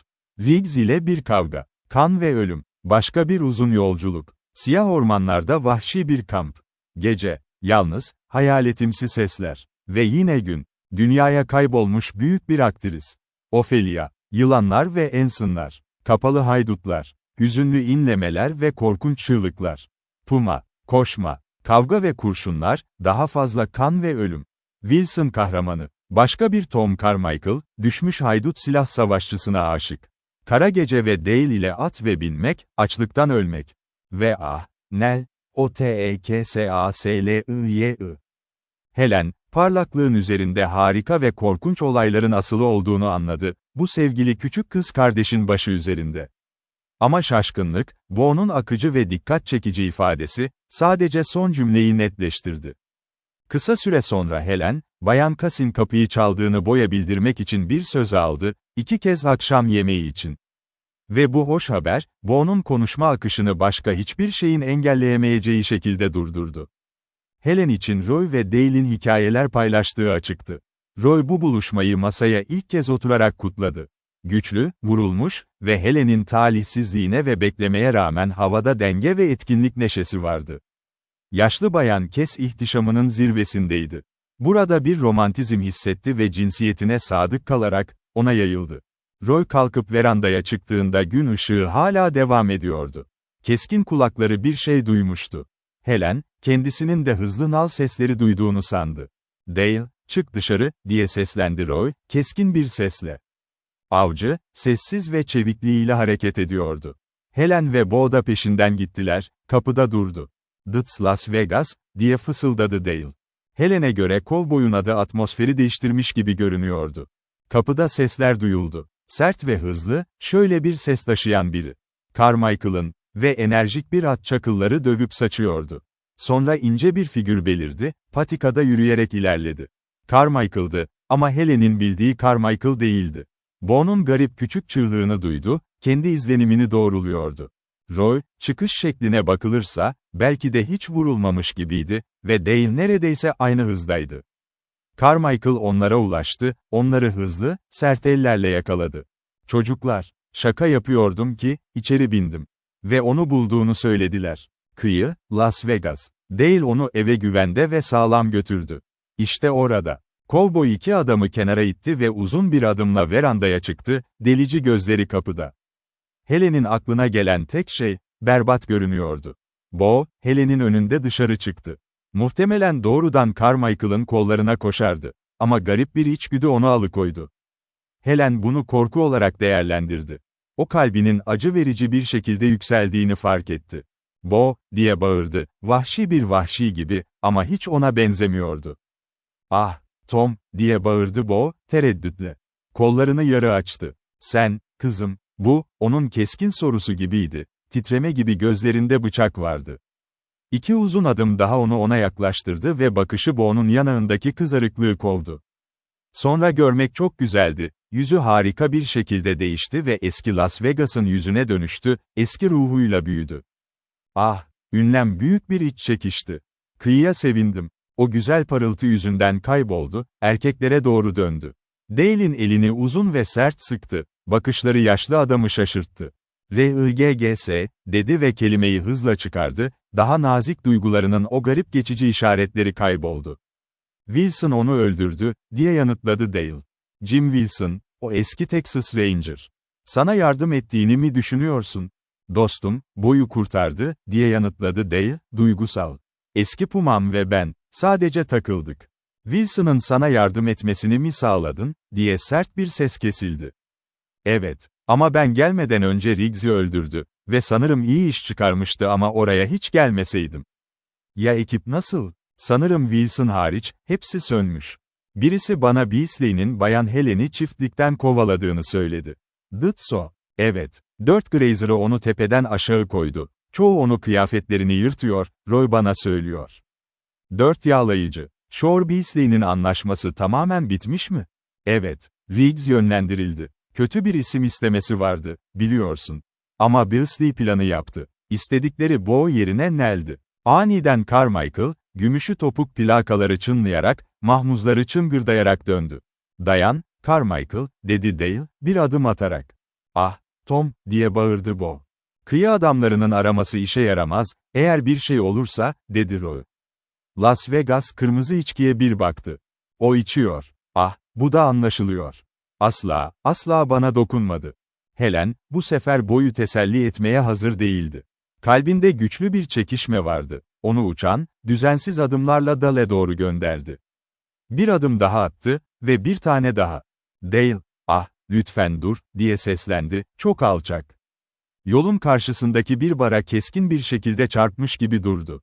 Dönen Helen neredeyse gelmişti. Alacakaranlık, şeftali ağaçlarında gölge derinlerdeydi. Ama onun yüzünü görebiliyordu, aç, parlayan gözleri. Ben henüz boyu eve getirdiğin için sana teşekkür etmedim, fısıldadı. Nell, boş ver onu, dedi şaşkınlıkla. Eğer zorundasan, neden bekle? O kovboya yetişmem lazım. Hayır. Şimdi sana teşekkür edeyim, diye fısıldadı ve yaklaşarak kollarını yukarı kaldırdı, boynuna dolamak istiyordu. O hareket kesinlikle, diğer zamanlarda yaptığı için kendini cezalandırmak gibiydi. Ama belki de ona teşekkür etmek için hizmet ederdi. Ama garip bir şekilde, elleri onun göğsünden daha uzağa gidemedi ve orada çırpınarak buckskin ceketinin püskülünü tuttu. Derin göğsünde bir inip kalktı. Ben, sana tüm kalbimle teşekkür ediyorum, dedi yumuşakça. Borçluyum şimdi sen, kendim ve onun için, ödeyebileceğimden daha fazlasını. Nell, ben senin arkadaşınım, diye aceleyle yanıtladı. Geri ödeme yapma bana, şimdi bırak beni, Las Vegas'tan sonra. Neden, diye sordu aniden. Yanında, barda ya da gittiği yerde, sıraya girmek için, değil geri döndü. Bana bunu söyleme, biliyorum, doğrudan buluşmaya gidiyorsun, Billsley ile. Nell, beni daha fazla tutarsan koşmam gerekecek. Ya da o kovboydan önce Billsley'e asla ulaşamıyordu. Helen parmaklarını ceketinin püsküllerine kilitledi, daha da yaklaştı ona. Tüm varlığı patlayan bir kan esintisine tepki veriyordu.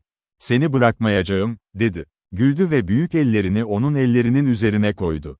Ne diyorsun kızım, beni durduramazsın. Evet, yapabilirim. Dale, hayatını riske atmanı istemiyorum. Ona baktı ve ellerini tutuşlarından koparacak gibi davrandı. Dinle, lütfen, ah, lütfen, diye yalvardı. Eğer gidersen Beasley'i kasıtlı olarak öldürmek için ve bunu yapmak, bu cinayet olur.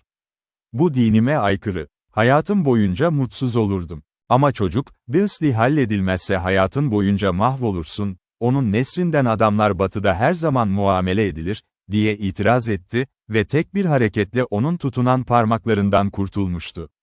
Helen, bu kadar hızlı bir hareketle, kollarını boynuna doladı ve sıkıca sardı. Milt, kendimi buluyorum, dedi. Geçen gün, bunu yaptığımda, seni bana bir bahane uydurdu. Artık ikiyüzlü değilim. Eğer her şeyi feda ederse, Beasley'i öldürmesini engellemeyi amaçlamıştı gururundan bir parça. Ve onun yüz ifadesini kalbine bastırdı, her zaman değerli. Heyecan, nabızlarının ritmi, neredeyse amacını engelleyecekti. Nell, az önce, duygularla dolayı bir şekilde yenildiğinde, yapma bana söyle, bir kelime, bir.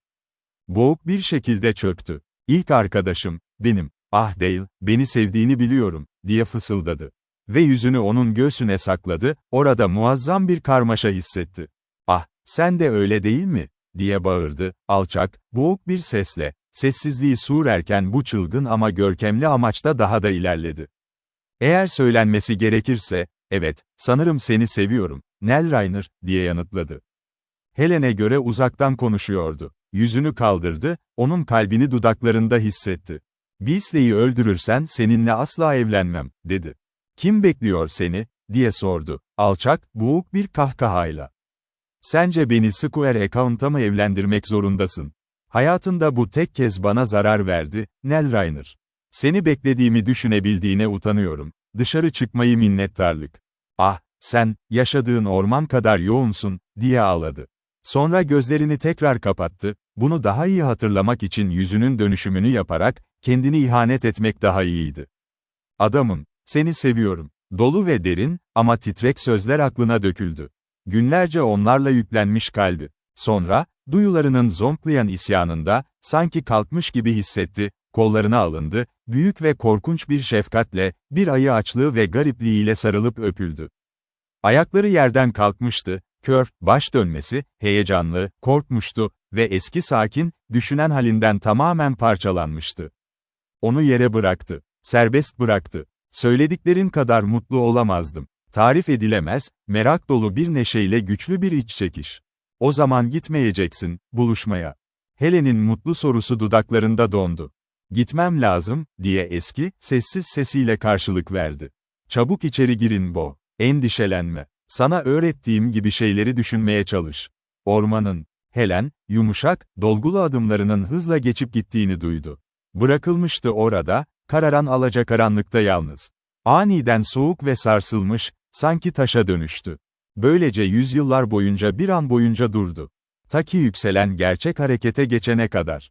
Sonra Dale'in peşinden uçtu. Gerçek şu ki, Dale'in doğudaki erken eğitimine ve uzun yalnızlık yıllarına rağmen, bu da onu düşünce ve duygu olarak harika yapmıştı. Aynı zamanda bu cesur ve şiddetli batının bir parçasıydı. Artık oldukça karanlıktı ve epey mesafe koşmuştu. Ama Dale'in uzun, koyu bedenini görene kadar, Turner'ın salonunun sarı ışığına karşı. O dokunaklı anda, uçan ayakları onunla aynı hızda dururken, Helen içinde bir güç hissetti. Batı'nın ilkel adaleti gibi, ilk etkilerden biriydi, medeni hayattan, kanun ve düzenden kaynaklanıyordu. O gerçeklik parıltısında, Batı'yı gelecekte bir zaman olarak görüyordu. Kadınlar ve çocuklar aracılığıyla bu vahşi sınır günleri sonsuza dek gidecekti. Ayrıca, aynı şekilde açıkça Roy Beeman ve Dale gibi erkeklerin mevcut ihtiyacını görüyordu ve ateşkanlı Carmichael Billsley ve benzeri öldürülmeliydi. Ama Helen sevgilisini, gelecekteki kocasını ve muhtemel çocukların babasını, cinayet olarak gördüğü şeyi işlemeye zorladı. Salon kapısında Dale yetişti. Milt, "Oh, bekle, bekle," diye nefes nefese kaldı. Dönerken onun sessizce küfrettiğini duydu. Yalnız kalmışlardı, sarı ışık parıltısında. Atlar biraz sarkılıyor ve raylarda duruyordu. "Sen geri dön," diye emretti Dale, sertçe. Yüzü solgundu, gözleri parlıyordu. "Hayır, ne beni alacaksın, ne de taşıyacaksın," diye yanıtladı, kararlıca. Kadının tüm olumlu ve kaçınılmaz güvencesiyle birlikte. Sonra nazik olmayan elleriyle onu tuttu. Şiddeti, özellikle yüzündeki bakış, korkmuş Helen'i zayıflattı. Ama hiçbir şey kararlılığını sarsamazdı. Zafer hissetti. Onun cinselliği, aşkı ve varlığı Dale için fazla olurdu. Helen'i çevirdiğinde, salonun içindeki alçak sesler aniden yükseldi, keskin ve boğuk kükremeler, ayak sesleri eşlik etti ve sandalye ya da masaların çarpması. Dale, Helen'i bıraktı ve kapıya doğru atladı. Ama içimde bir sessizlik, daha hızlı ve garip bir sessizlik, kükreme onu durdurdu. Helen'in kalbi kasıldı, sonra durmuş gibi göründü dövmek. Kesinlikle fark edilen bir ses yoktu. Hatta atlar bile değil gibi heykellere dönmüş gibiydi. İki gök gürültüsü bu sessizliği yok etti. Sonra hızla bir çakmak, şut, cam kırılması.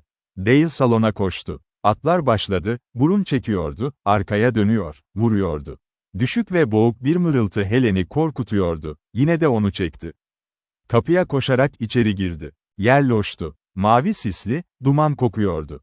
Dale tam içeride duruyordu kapıda. Yerde iki adam yatıyordu. Sandalyeler ve masalar devirilmişti. Kıvırcık, koyu, gömlekli kollu, botlu ve kemerli bir kalabalık karşı duvara yaslanmıştı. Solgun, sabit yüzlü, bar sahibi Turner bir uçta duruyordu. Yüzü öfkeli, elleri havada ve titriyordu. Carmichael barın ortasına yaslanmıştı. Silahı alçakta tuttu. Duman dumanlıyordu. Helen bir nefes alarak gözlerini tekrar Dale'e çevirdi. Kolunu ona doğru uzatmıştı. Sonra adamı neredeyse ayaklarının dibinde gördü. Jeff Mulvey, amcasının eski ustabaşı. Yüzü korkunçtu. Hareketsiz elinin yakınında bir silah vardı.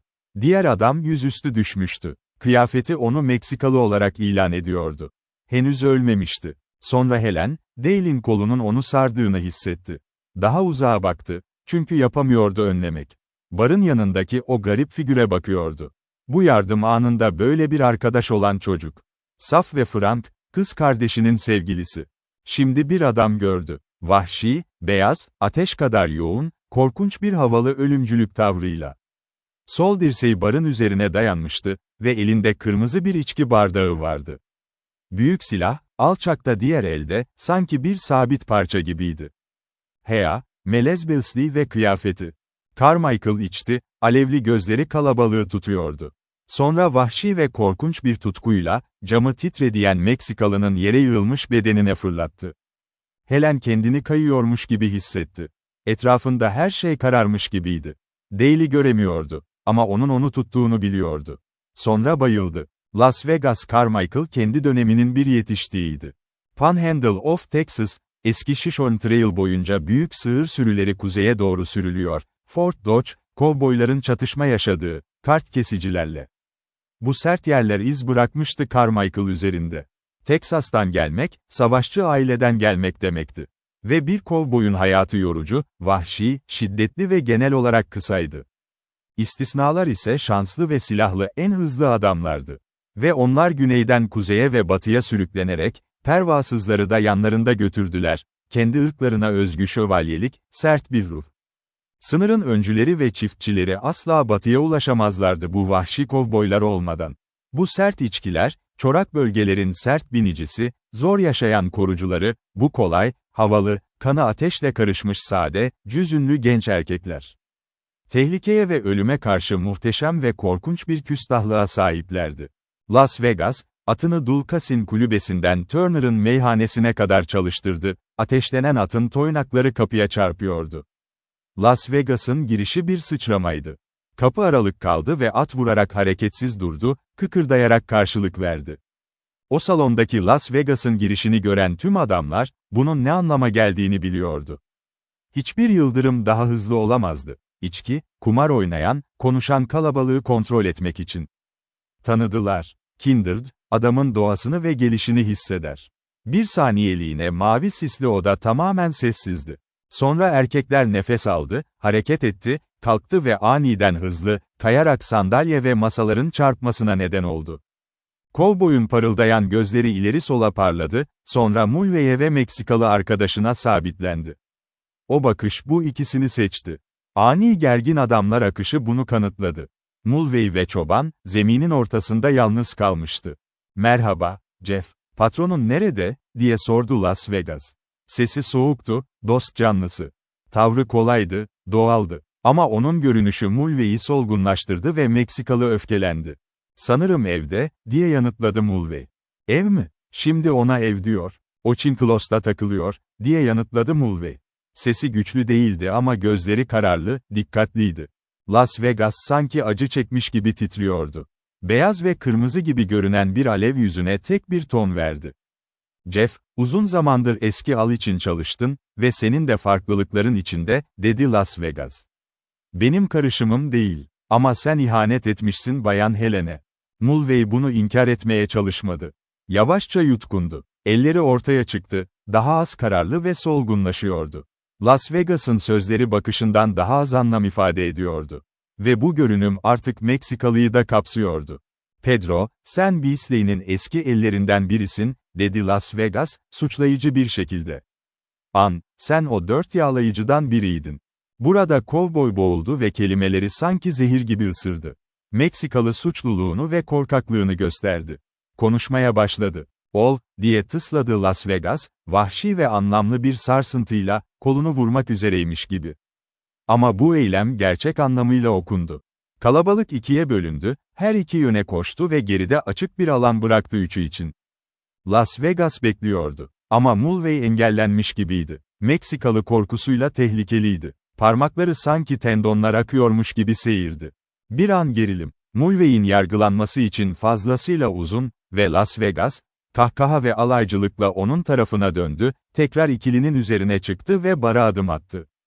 Şişe için yaptığı çağrıya Turner sıçrayıp titreyen elleriyle uzattı. Las Vegas içti, bakışları arkasında asılı olan yara izli eski aynaya odaklanmıştı. Az önce cesaret ettiği adamlara sırtını dönmesi, ne tür bir okulun yetiştirildiğini gösteriyordu Las Vegas'ın. Eğer o adamlar layık olsaydı, sınıfının düşmanlarını asla küçümsemezdi.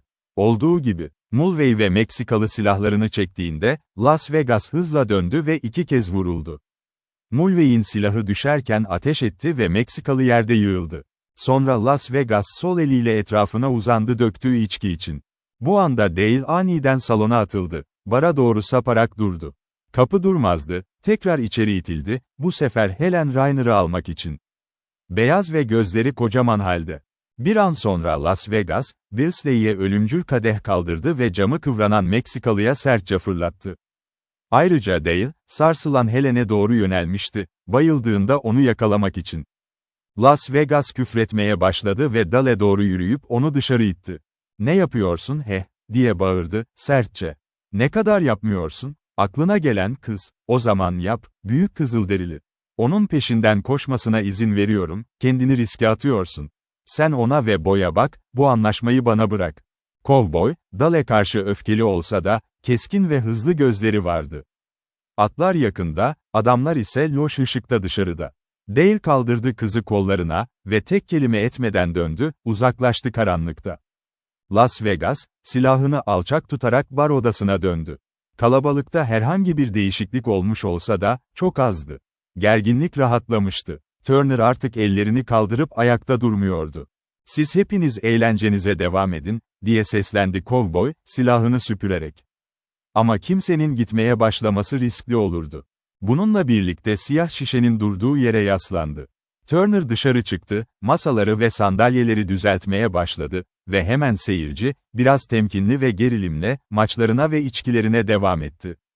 Kapı ile aralarında geniş bir mesafe olması önemliydi. Turner, zaman zaman isteyen adamlara içki servis etti. Las Vegas sırtını bara yasladı. Bir süre sonra kınına koyduğu silahı ve şişeye uzandı. Delici gözleriyle kapıya bakarak içti. Kimse içeri girmedi ve kimse dışarı çıkmadı. Şans oyunları ve içkiden zevk alınmadı. Zor bir sahneydi. Dumanlı, uzun, kötü kokan oda, loş sarı ışıkları ve karanlığı, kötü yüzler, sessizce adımlayan Turner ve ölüm Ulve, tavana korkunç bir sabit ifadeyle bakıyor. Meksikalı daha da titriyordu, şiddetle titredi, sonra hareketsiz yattı. Ve içkili, hüzünlü ve bekleyen kovboy, daha ateşli ve daha alevli her içki, gelmeyen bir adımı dinliyordu. Zaman geçti ve yarattığı azıcık değişim kovboyda oldu. İçki onu etkiledi, ama sarhoş olmadı. Görünüşe göre alkol, artan bir yangın tarafından tüketiliyordu. Bu, motivasyon dolu bir tutkuya yakıttı. Daha somurtkan, kasvetli, göz ve yüzü daha kızarmış, daha çömelmiş ve huzursuz.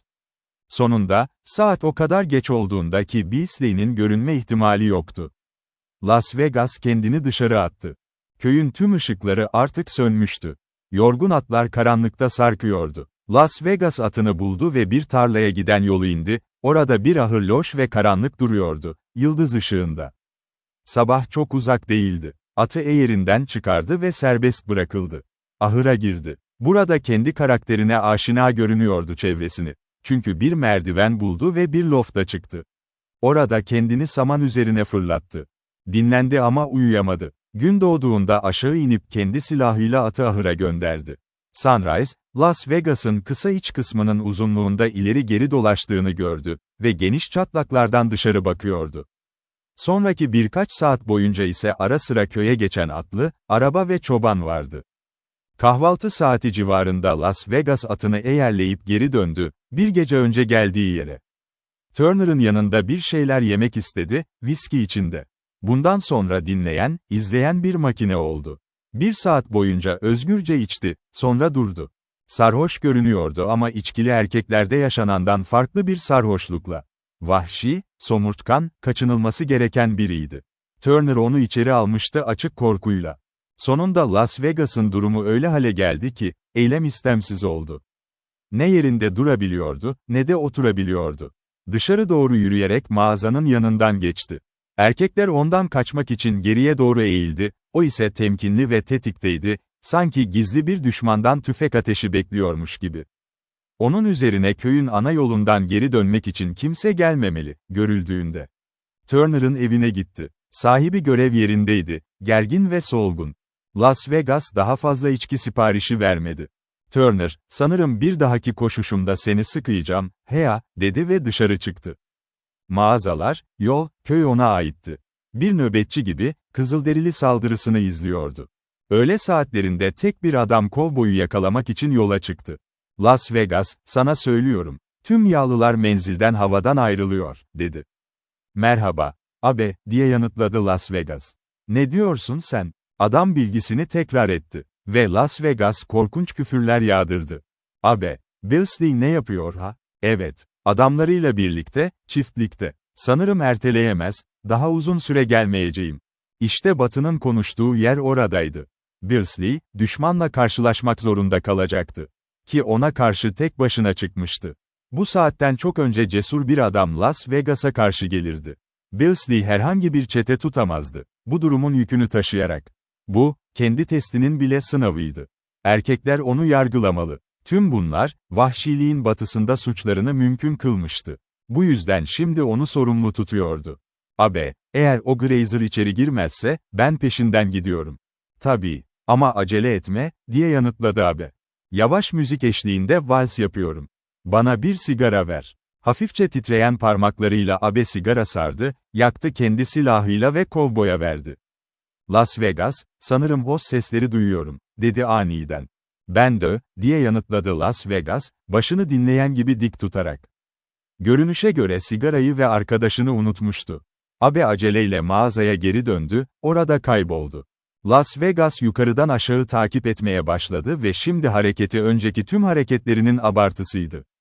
Akıllı, sıradan bir ölümlü doğulu bir topluluk, bu kırmızı yüzlü kovboyla karşılaştığında, onu sarhoş ya da deli olarak düşünürdü. Muhtemelen Las Vegas ikisine de benziyordu.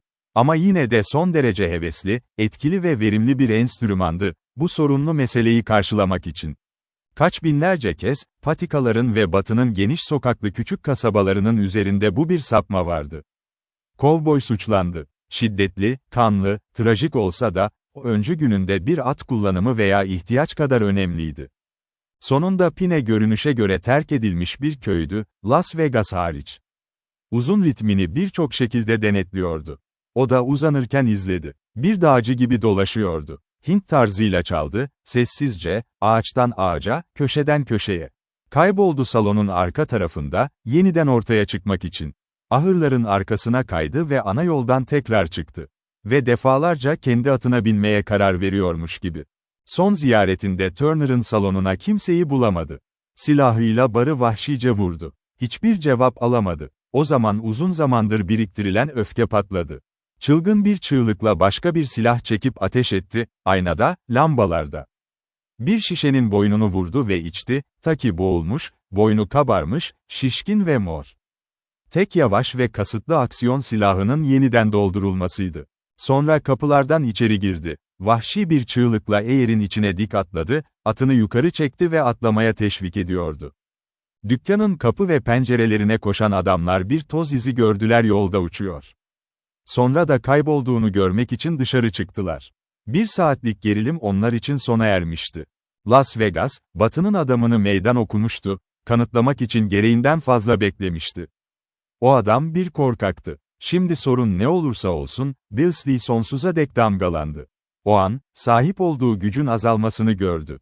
O ve erkekleri, onunla yüzleşmek için tek başına çıkan kovboyu öldürebilirdi. Ama markayı değiştirmezdi. Önceki gece Billsley, yeni evinde geç bir akşam yemeğini bitiriyordu, edindiği çiftlikte. Adamlarından biri olan Buck Weaver ona geldi ve Mulvey ile Pedro'nun ölüm haberini verdi.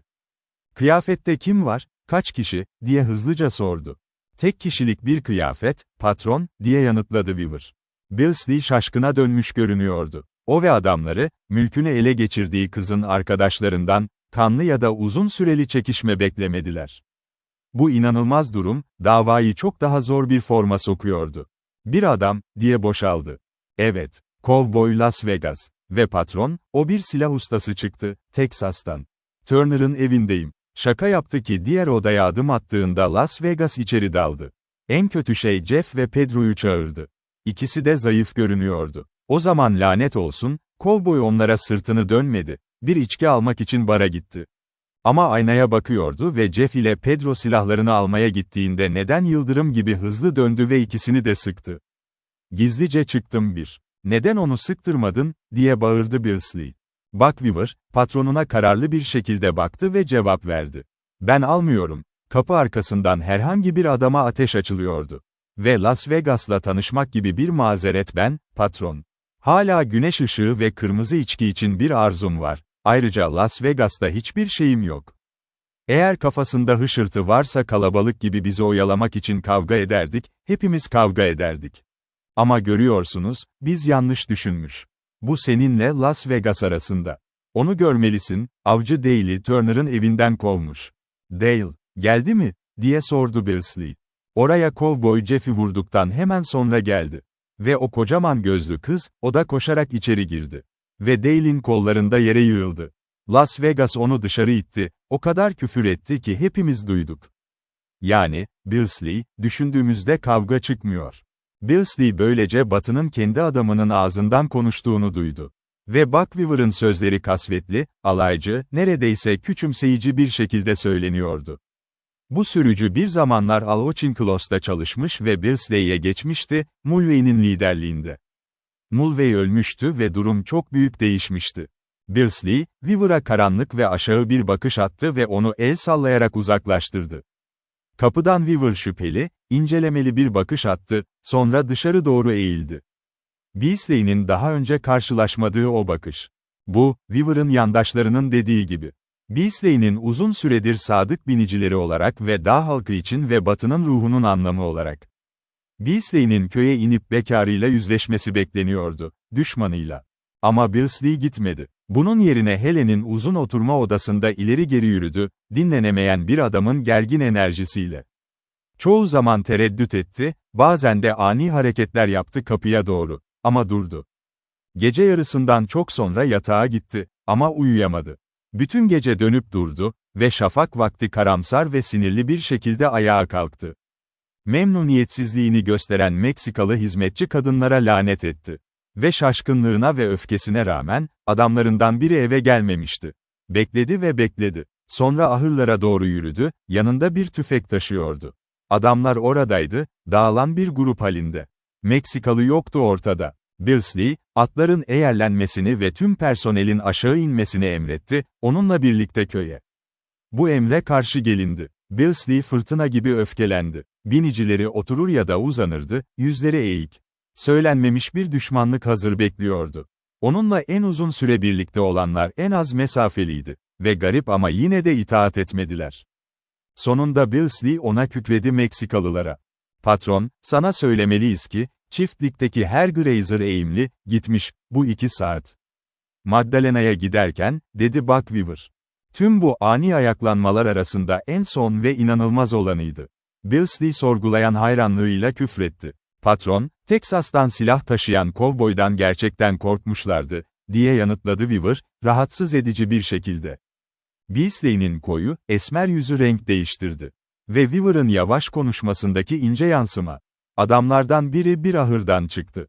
Beasley'nin eğerli ve dizgin atını yönetiyordu. Bu adam dizginlerini attı ve tek kelime etmeden yoldaşlarının arasına oturdu. Kimse konuşmadı. Atın varlığı önemliydi. Hırlayan, mırıldanan bir küfürle, Beasley tüfeğini aldı ve çiftlik evine doğru yürüdü. Öfkesi ve tutkusu içinde, adamlarının neyi bildiğini fark etmedi saatlerce. Eğer onların saygısı için hiç şansı olsaydı, hayatı içinde saat çoktan geçmişti. Beasley eve giden açık yollardan kaçındı ve oraya vardığında gergin bir şekilde bir içki döktü. Belli ki ateşli içkide bir şey onu korkuttu, çünkü şişeyi bir kenara attı. Sanki o şişe sahte bir cesaret içeriyordu. Uzun oturma odasında tekrar yürüdü, giderek daha da heyecanlanıyor, görünüşe göre bu özel duruma alışmıştı. 2 kat solgun hizmetçi kadın onu yemeğe çağırdı. Yemek odası aydınlık ve hoştu, yemek ise kokulu ve buhar çıkarıyordu, hazırdı. Ama kadınlar ortadan kaybolmuştu. Beasley oturuyordu kendisi, büyük ellerini masaya açmış. Sonra hafif bir hışırtı, mahmuzun şıngırtısı, onu irkitti. Döndü kafasını. Merhaba, Beasley, dedi Las Vegas, sihirli ortaya çıkmıştı. Beasley'nin bedeni, sanki bir sel gibi damarlarında şişiyordu. Solgun yüzünde ter damlaları belirdi. Ne, sen, istiyorsun, diye sordu, boğuk bir sesle. Şimdi, patronum Bayan Helen, diyor ki ben ustabaşım olarak çalışıyorum öyle iyi ve uygun olur ki seninle uğrayıp yemek yesem. Son zaman, diye yanıtladı kovboy. Uzun konuşması yavaş ve soğuktu, tonu dostane ve hoş. Ama bakışı, sürmeye hazır bir şahin gibiydi, gagasını derinleştiriyor. Beasley'nin cevabı yüksek, anlaşılmaz ve boğuktu. Las Vegas, Beasley'nin karşısına oturdu. Ye ya da yeme, bana göre kıyı demek, dedi Las Vegas ve başladı sol eliyle tabağını doldurmak. Sağ eli çok hafifçe dinlendi. Sadece titreşen parmaklarının uçları masanın kenarında. Ve en ufak bir saniye bile gözlerini üzerinden çekmedi Beasley'nin. Vol, melez yağlı misafirim, seni görmek kanımı karıştırıyor, orada oturuyorsun, patronum Bayan Helen'i bu işten uzaklaştırdığını düşünüyorsun, çiftlikten, diye başladı Las Vegas, yumuşakça. Sonra kendine rahatça yardım etti, yiyecek ve içecekten. Zamanımda birçok haydutla karşı karşıya kaldım. Hırsızlar ve buna benzer. Ama bir şekilde de kirli bir yere sıkan, sen kıyıyı al, seni bir an içinde öldürmeye gidiyorum, ya da o yüzden, kirli patilerinden birini hareket ettirmez. Ama umarım nazik olursun ve birkaç kelime söylememe izin ver. Bir daha asla mutlu olamam sen. Gördüğüm tüm daha yalın yağlı köpekler arasında, sen en kötüsü. Dün gece Mebbe aşağı inip benimle buluşacağını düşündüm, bir adam olarak, böylece hasta olmadan ellerimi yıkamak için benim aksaklığım. Ama sen gelmedin. Bilsley, kendimden çok utanıyorum. Seni aramamam gerekirdi, seni sıkmamalıydım. Ben aramamalıydım, hatta eski halimden ikinci kuzenim olarak, Ferşişon'da bindiğimde. Bu demek değil sana yalancı dememek, sana bir şey yok. Haydut, Blackback, sinsi bir çakal ve bir hile, kirli işlerini yapmak için başkalarını işe alır. Aman tanrım, Carmichael, bir kelime söyle, diye boğuk bir sesle söyledi Bilsley. Haklısın, bana aramanın hiçbir faydası olmaz. Ama hadi konuşalım. Seni satın alacağım. $10.000. Diye bağırdı Las Vegas. Gergin bir ip gibi gergindi. Yüzünde tek bir solgun parlaklık vardı. Sağ eli daha çok titredi. Ben ikiye katlayacağım, diye nefes nefese seslendi Bilsley. Ben yarısını değiştireceğim, çiftlik, tüm hayvanlar. Swallowed, diye bağırdı Las Vegas, korkunç ve sert bir şiddetle. Dinle, adamım. Geri alıyorum. Vazgeçeceğim. O Çinklos'un çiftliği. Bilsley artık titreyen, fısıldayan, çılgın bir adamdı. Korkunç beyaz, gözleri devirilmişti. Las Vegas'ın sol yumruğu masaya sertçe vurdu. GREASER, hadi, diye gürültüyle bağırdı. Sonra Bilsley, çaresizce ve telaşlı bir hareketle silahına doğru sarıldı. Helen Raynor için o kısa, karanlık evden sürülme dönemi geçmişte kalmış, neredeyse unutulmuş bir şey haline gelmişti. 2 ay aşkın, çalışmanın ve neşenin uçlarında uçmuştu. Batı'da yerini bulmak. Tüm yaşlı adamlar da Dale ve Roy Beeman'ın yanında geri dönme fırsatından memnun, çiftliğin hayatını farklı ve refah içinde bir düzen belirledi. Helen, odaların düzenini değiştirerek evde değişiklikler yapmıştı ve yeni bir bölüm eklemişti. Sadece bir kez eski dünyaya gitmişti. Las Vegas Carmichael'ın o ölümcül akşam yemeğine oturduğu yemek odası, Bilsley için. Oradan bir depo yaptı ve asla giremeyeceği bir yer. Helen mutluydu, neredeyse fazla mutluydu diye düşündü. Ve bu yüzden hayat fincanındaki birkaç acı damlaya ihtiyaç duymaktan fazlasını yapıyordu. Carmichael, görünüşe göre Meksikalıların izinden pindan çıkmıştı. Beasley'nin emirlerini yerine getiren, onu son gördüğü Showdown'dan rapor edildi, burada kırmızı gözlü ve tehlikeli görünmüştü, bir koku üzerinde taze bir av gibi. Sonra 2 ay kelime etmeden uçup gitmişti. Dale, kovboyun hakkında sorgulandığında şüpheli başını sallamıştı yokluğu. Bir daha asla haber alınmaması Las Vegas gibi olurdu. Ayrıca sarhoş olmasının izini tamamen kaybedene kadar uzak durmak daha uygun olurdu. Vahşi büyü ondan ayrılmış ve arkadaşları tarafından unutulmuştu. Bo, kayboluşunu Helen'den daha az ciddiye alıyordu. Ama Bo büyüdü, her zamankinden daha huzursuz, daha vahşi ve daha kasıtlı. Helen, Bo'nun sırrını tahmin ettiğini düşündü. Ve bir keresinde Carmichael'ın geri dönüşünü sordu. Tom yakında geri dönmezse Milt Dale ile evlenirim, diye karşılık verdi Bo, alaycı bir şekilde. Bu Helen'in yanaklarını kızardırdı. Ama çocuk, diye itiraz etti, yarı öfkeli, yarı ciddi. Milt ve ben nişanlıyız. Tabii. Ama sen çok yavaşsın. Birçok kayma oluyor, biliyorsun. Bo, sana söylüyorum Tom geri dönecek, diye yanıtladı Helen içtenlikle. Hissediyorum. O kovboyda bir şey güzeldi. Beni senden daha iyi anladı ya da Milt'i de. Ve sana tamamen çılgınca aşıktı. Ah, öyle mi? Hak ettiğinden çok daha fazlasını, Bo Raynor. Sonra Bo'nun tatlı, şaşırtıcı ve beklenmedik dönüşümlerinden biri gerçekleşti. Meydan okuması, kırgınlığı, asi doluluğu hafifçe huzursuz bir şekilde kayboldu yüzden. Ah, Nell, biliyorum ki. Bir şansım olursa beni izle. O zaman belki bir daha asla içmez. Bo, mutlu ol ve iyi ol. Artık gitme, takılma. Sonunda her şey yoluna girecek. Bo çabuk sakinliğini toparladı. Neşeli olmaya bütçen var. Yaşayamayan bir adamın var. Görüşünden uzaktayken. Kuru karadaki bir balık gibi. Ve sen, neden, bir zamanlar yaşlı bir kötümserdin? Bo teselli edilmeyecek ya da değiştirilmemeliydi.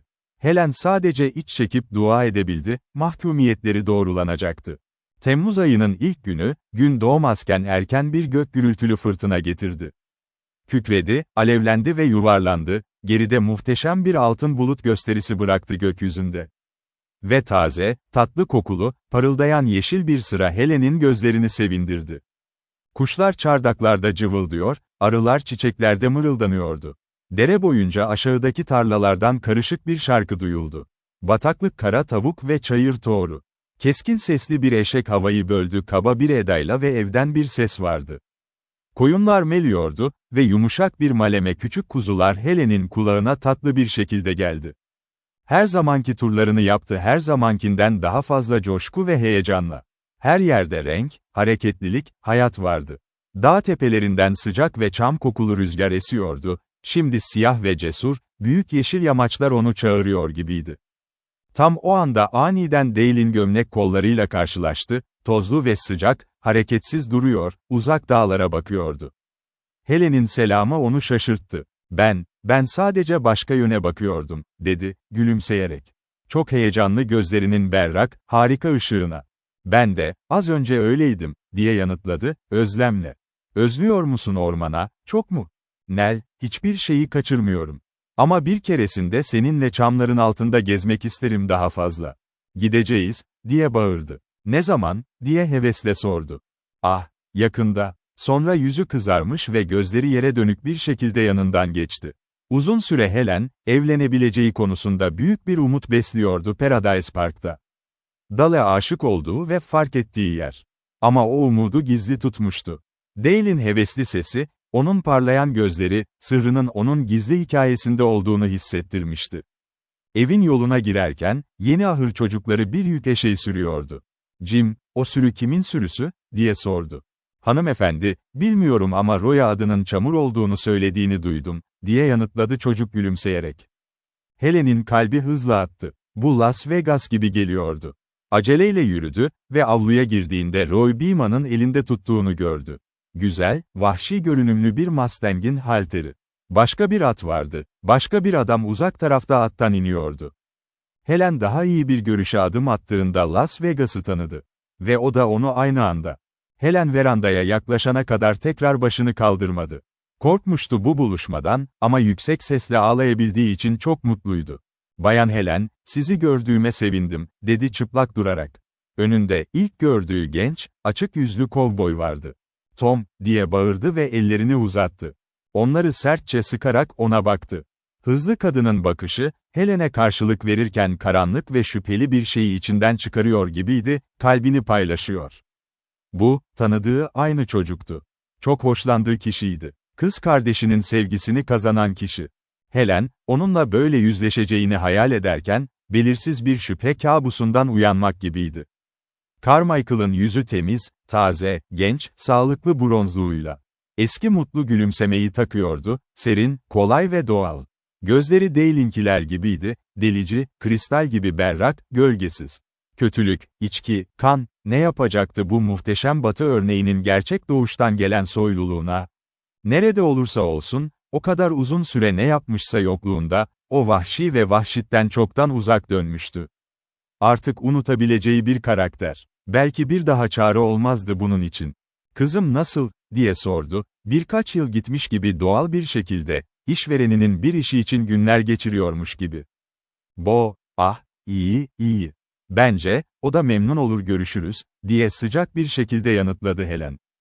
Ve büyük kızılderili nasıl, Dale, diye uzattı. Tabii ki, eminim. Sanırım evli olmağınızı görmek için zamanında döndüm he. Size temin ederim ki, burada henüz kimse evlenmedi, diye utanarak yanıtladı Helen. Kıyı iyi. Biraz endişeliydim, dedi tembelce. Ben New Mexico'da vahşi hosları kovalıyordum ve bu mavi Roay'nın peşinden koştum. Beni bir süre peşinden kovaladı. Onu Bo için geri getirdim. Helen, Roy'un elinde tuttuğu Mustang'a baktı ve anında memnun oldu. Neredeyse mavi renkte, ne büyük ne ağır ama güçlü bir şekilde yapılı, temiz uzuvlu ve neşeli, uzun yelesi ve kuyruğu, kömür kadar siyah. Ve Helen'in onu hemen sevmesini sağlayan güzel bir kafa. Kıskanıyorum, dedi Helen, alaycı bir şekilde. Böyle bir şey hiç görmedim. Hiçbir hosa binmesin diye Ranger dışında bir sürüye bineceğini sanıyordum, dedi Las Vegas. Hayır, asla yapmayacağım. Ama yine de kıskanabilirim, değil mi? Kıyı. Ve sanırım onu, diyorsan komik ol, diye uzattı. Bence komik olurdu, diye karşılık verdi Helen. O kadar mutluydu ki konuşmasını taklit etti. Ona sarılmak istedi. Gerçek olamayacak kadar iyiydi. Bu kovboyun dönüşü. Onu anlıyordu. Hiçbir şeyle dönmemişti, bu onu yabancılaştırabilirdi. Görünüşe göre korkunç rolünü unutmuştu, düşmanlarına verdiği felaketi kabul etmişti. O an Helen için tuhaf anlam ortaya çıktı. Batı, bu kovboyda somutlaşmış halde. Harikaydı. Ama bunu bilmiyordu. Sonra oturma odasının kapısı açıldı ve tatlı, yüksek bir ses duyuldu dışarı. Roy, ne Mustang, o kim? Duyduğum tek şey onun sana ait olduğuysa, diye yanıtladı Roy, kocaman bir gülümsemeyle. Bo kapıdan içeri girdi. Verandaya çıktı. Onu gördü. Kovboyu. Güzel yüzünün heyecanlı parıltısı soldu, solgunlaştı. Bo, seni gördüğüme sevindim, diye uzattı Las Vegas, ileri adım atırken, elinde sombrero. Helen içinde bir karışıklık belirtisi göremedi onu. Ama gerçekten sevinç görüyordu. Sonra Bo'nun koşmasını bekledi, doğrudan kovboyun kollarına. Ancak görünüşe göre hayal kırıklığına uğrayacaktı. Tom, seni gördüğüme sevindim, diye yanıtladı. Eski arkadaşlar gibi el sıkıştılar. Gayet iyi görünüyorsun, dedi. İyiyim. Peki bu 6 aydır nasılsın, diye sordu. Sanırım daha uzun olduğunu sanıyordum, diye uzattı. Şimdi oldukça iyiyim. Ama bir süre kalp sorunuyla yattım. Kalp sorunu mu, diye şüpheli tekrarladı. Kıyı. New Mexico'da çok fazla yedim, Kalbinin nerede olduğu bana haber değil, diye güldü Bo. O zaman mavi Mustang'ı görmek için verandadan koştu. Etrafında dolaştı, saf bir sevinçle ellerini kavuşturarak. Bo, o tam bir dendi, dedi Roy. Daha güzel bir hos görmedim. Bir çizgi gibi koşacak. Ve gözleri iyi. Bir gün evcil hayvan olacak. Ama sanırım hep enerjik olacak. Bo yaklaşmaya cesaret etti. Sonunda Mustang'a dokundu ve sonra bir tane daha. Titreyen boynunu düzeltti ve yumuşakça seslendi, ta ki onun tutuşuna boyun eğene kadar. Adı ne, diye sordu. Mavi bir şey, diye yanıtladı Roy. Tom, yeni Mustang'ımın bir adı var mı, diye sordu Bo, kovboya dönerek. Kıyı. Peki ne olacak? Ona Blue Bo adını verdim, diye yanıtladı Las Vegas, gülümseyerek. Mavi çocuk, hayır, adını senin adından almış. Ve onu kovaladım, ipledim, hepsini kırdım kendim. Pekala, o zaman Blue Bo oldu. Ve harika sevimli bir ad. Nel, ona bak. Tom, sana ne kadar teşekkür etsem az. Sanırım teşekkür istemiyorum, diye uzattı kovboy. Ama bak Bo, şora binmeden önce koşullara uymalısın. Ne, diye bağırdı Bo, şaşırarak, yavaş, soğukkanlı, kasıtlı tonundan. Helen o zaman Las Vegas'a bakmaktan keyif aldı. Hiç böyle bir avantajla görünmemişti. Çok havalı, dikkatsiz ve kendinden emindi. Usta gibiydi, şartlarının kabul edilmesi gereken bir durum. Yine de öyle olabilirdi. Helen'in ilahi gücün ötesindeki kovboy motivasyonuyla hareket ediyordu. Bo Rainer, diye uzattı Las Vegas, o mavi Mustang senin olacak ve ona binebilirsin. M.R.S. Tom Jarmilchal olduğunda. Hiç bu kadar yumuşak, uzun bir konuşma yapmamış, Bo'ya bu kadar bakmamıştı, hafifçe. Roy şaşkına dönmüş gibiydi. Helen kahramanca kendini tutmak için çaba gösterdi. Onun lezzetli, patlayan neşesi. Bo'nun kocaman gözleri sevgilisine baktı, karardı, büyüdü. Aniden Mustang'dan ayrılıp kovboyun uzandığı veranda basamaklarına geldi. Bunu mu söylüyorsun, diye bağırdı. Kıyı yapar. Sadece muhteşem bir blöf, diye karşılık verdi. Sen sadece eğlence içinsin. Bu senin lanet olası cesaretin. Neden, Bo, diye başladı Las Vegas, azarlayarak. Sen biliyorsun ki ben 4 fırlalı türden. Hayatımda hiç blöf yapamadım. Ve şaka yapıyorum. Gerçekten bu konuda konuşun Yine de, mobil yüzünde neredeyse neşesini tutamayacağının işaretleri vardı. Helen o anda fark etti ki Bo, kovboyun içini görmüştü. Ultimatum sadece numaralarından biriydi. Bu bir blöf ve sani çağırıyorum, diye söyledi Bo, çınlayarak. Las Vegas aniden sonuçlara uyandı. Konuşmaya çalıştı ama o kadar harika, o kadar beyaz ve parlayan gözlüydü ki, sessiz kalmıştı. Bu öğleden sonra Blue Boy'a bineceğim, dedi kız kasıtlı olarak. Las Vegas onun anlamını kavrayacak kadar zekaya sahipti ve çökmek üzere görünüyordu. Pekala, beni bu sabah, sadece M.R.S. Tom Carmichael yapabilirsin, bu sabah, akşam yemeğinden önce. Bir vaiz bul, bizimle evlensin ve kendini daha düzgün bir damat gibi göster. bir BLEF olmasaydı. Sözlerinin muazzam habercisi değiştikçe onun emir tavrı değişti. Las Vegas'ı boş, taş bir adam figürü haline getirdi. Yabani gül rengiyle yüzünü doldurarak hızla üzerine eğildi, öptü ve parlayarak eve uzaklaştı. Gülüşü geri döndü ve Helen'i çok heyecanlandırdı. Ve bu inatçı kız kardeş için tuhaf olan, o kadar vahşi, neşeli ve dolu, neşeyle. O zaman Roy Beeman felcinden iyileşti ve öyle bir neşeyle kükreme bıraktı ki atları korkutacak. Helen gülüyor ve ağlıyordu, ama çoğunlukla gülerek. Las Vegas Carmichael, tanrıların göreceği bir manzaraydı. Bo'nun öpücüğü onu bağlayan şeyi çözmüştü. Ani gerçek, inkar edilemez, dayanılmaz, görkemli, onu bir deli yaptı. Bluff, bana dedi. Blue Bo saf, Ternun'a bin, diye bağırdı, Helen'e doğru deli bir şekilde uzanıyordu. Bayan, Tom, Carmichael, önce akşam yemeği, vaiz, düzgün damat. Ah, sarhoşum yine, ben, sonsuza dek vazgeçtiğim kim? Hayır, Tom, sadece mutlusun, dedi Helen. Onunla Roy arasında kovboy sonunda kabul etmeye ikna oldu ve bu harika fırsatını görmek için. Şimdi, Bayan Helen, Bo ne demek istiyor ki, prezentasyon damat mı? Hediyeler mi? Tanrım, tamamen kırıldım. Tabii ki en iyi kıyafetlerini giymen gerekiyor, diye yanıtladı Helen. Nereden bir vaiz bulacağım? Showdown 40 mil. Oraya zamanında binemem. Roy, bir vaiz olmalı. Hayatı veya ölüm anlaşması benim için oldu. Wall, yaşlı adam, kendini toparlarsan seni Bo ile evlendiririm, dedi Roy, mutlu gülümsemesiyle.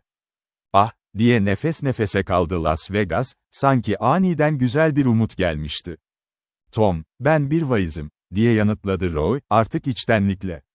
Bunu bilmiyordun, ama ben öyleyim. Ve seninle Bo'yu herkes kadar iyi ve daha sıkı evlenebilirim. Las Vegas, boğulan bir adamın uzanmış olabileceği gibi arkadaşına uzandı, sağlam bir kaya gibi. Roy, gerçekten onları, İncil'inle ve ayinle evlenebilir misin, kilisenle, diye sordu Helen, yüzü mutlu bir umutla kızardı. Wall, kesinlikle yapabilirim. Daha fazla evlendim ve dini olmayan bir çiftle benim. DB önce, DD dinle diye patladı Las Vegas, kekeme gibi. Sanırım, hadi şimdi, kendini önceden hazırla, dedi Roy. Hanımefendi Helen, Bo'ya her şeyin halledildiğini söyle. Mavi Mustang'ın halterini aldı ve ahırlara yürüdü. Las Vegas, atının dizginini koluna taktı ve trans halinde görünüyordu, sersemlemiş, büyülenmiş, yüzü yüksek tutulmuş. Dale'i getir, dedi Helen, yumuşakça arkalarından. Bu yüzden Bo'nun mavi Mustang'a binmesi hem doğal hem de harika bir şekilde ortaya çıktı, öğleden sonra bitmeden önce. Las Vegas, M.R.S. Tom Carmichael'ın ilk emirlerine karşı gelerek oradan ayrıldı, onun peşinden yeşil yükselen sıradağa doğru. Helen ise onu takip etmeye itici bir şekilde hareket ediyordu. İkinci kez Dale sormasına gerek yoktu.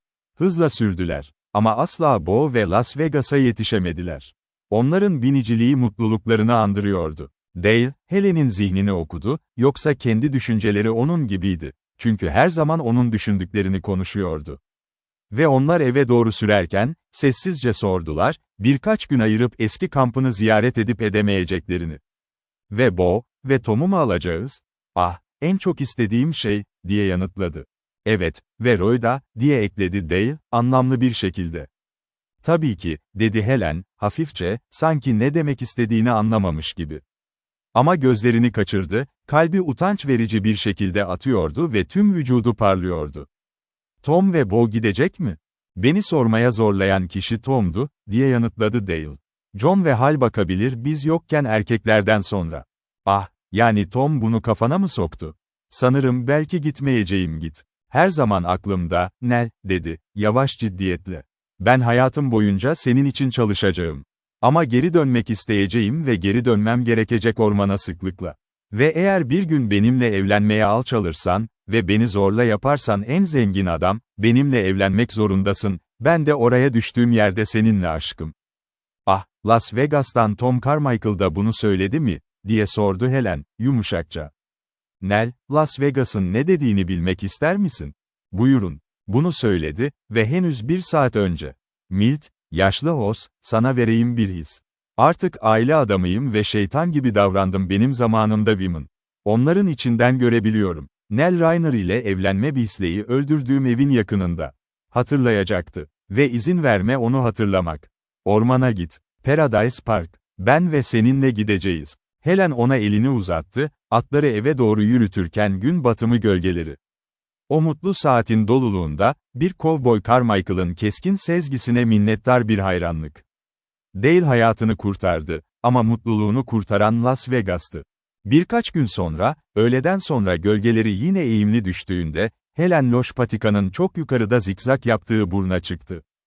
Paradise Park'a. Roy, eşekleri yamaçtan aşağı sürerken şarkı söylüyordu. Bo ve Las Vegas, el ele tutuşabilmek için patikada iki yan yana gitmeye çalışıyordu. Dale, Helen'in atının yanına inmişti ve Helen aşağıya bakıyordu. Siyah dağlı, siyah yamaçlar, gri çayırlarıyla güzel vahşi park ve parlayan dere kurdeleleri. Temmuz ayıydı ve altın kırmızı görkemli alevler yoktu. Helen'in hafızasında böyle bir renk vardı. Siyah ladin yamaçları ve yeşil çam ve beyaz çekek çizgileri, köpük ve koyu renkli dantelli şelale kayaların çıkıntıları, bu renkler ve şekiller bakışlarını karşılıyordu. Tüm eski büyüler, vahşilik, güzellik ve yalnızlık vardı. Her zamanki gibi, değişmez, o yüksekliklerin ruhu gibi. Helen daha uzun süre kalmayı isterdi ama diğerleri seslendi ve Ranger sabırsızca aşağıdaki çimenleri ve suyu hissetti. Ve oraya tekrar çıktığında, geniş manzaraya çıkacağını biliyordu, başka bir kadın olarak. Nell, hadi, dedi Dale, ilerlerken. Yukarı bakmak daha iyi. Güneş yeni dağ kenarının yırtık kenarının arkasına batmıştı ki, açık alanın 3 güçlü ve etkili adamı kamp kurmuş ve bol bir akşam yemeği hazırlamıştı. Sonra Roy Beam'ın küçük yıpranmış İncil'i çıkardı. Helen'in Bo ile evlendiğinde kullanması için verdiği. Ve açtığında ışık, karanlık yüzünü değiştirdi. Gel, Helen ve Dale, dedi. Karşısında durmak için ayağa kalktılar. Ve onları orada evlendirdi. Büyük Tanrı'nın altında, görkemli çamlar, kokulu mavi duman yukarı kıvrılıyor ve rüzgar dalların arasından şarkı söylüyor. Şelale alçak, yumuşak sesini mırıldanıyordu, rüya gibi müzikler. Ve karanlık yamaçtan vahşi, yalnız bir kurt çığlığı yükseldi, hayat ve eş açlığıyla dolu. Dua edelim, dedi Roy, İncil'i kapatırken ve onlarla birlikte diz çöktü. Tek bir Tanrı var ve mütevazı ofisimde odan diliyorum. Kutsal bağlarla yeni evlendiğim kadın ve erkek. Onları kutsayın ve onları izleyin ve onları gelecek yıllar boyunca koruyun. Bu güçlü oğulları kutsayın, ormanın adamını ve onları kendisi gibi yapın, sevgiyle ve anlayışla hayatın geldiği kaynak. Bu kadının kızlarını kutsayın ve onlarla birlikte daha fazla sevgisini ve ruhunu gönderin, ki bu yumuşatıcı olmalı, sert batının kurtuluşu. Ey Rab, onlar için loş, karanlık yolu yak, bilinmeyen yaşam ormanı içinden. Ey Rab, çıplakların üzerinden yol göster, geleceğin menzili, hiçbir ölümlü bilmiyor. Senin adından diliyoruz. Amin. Vaiz tekrar ayağa kalkıp çifti diz çökerken kaldırınca, ciddi ve derin kişiliği onu terk etmiş gibiydi. Bu genç adam yine koyu yüzlü, berrak gözlü Roy'du, alaycı ve kuru, dudaklarındaki gizemli gülümseme. Bayan Dale, dedi, ellerini tutarak, sana mutluluk diliyorum. Ve şimdi, sonra burada, senin adına en büyük hizmetim, sanırım bir ödül.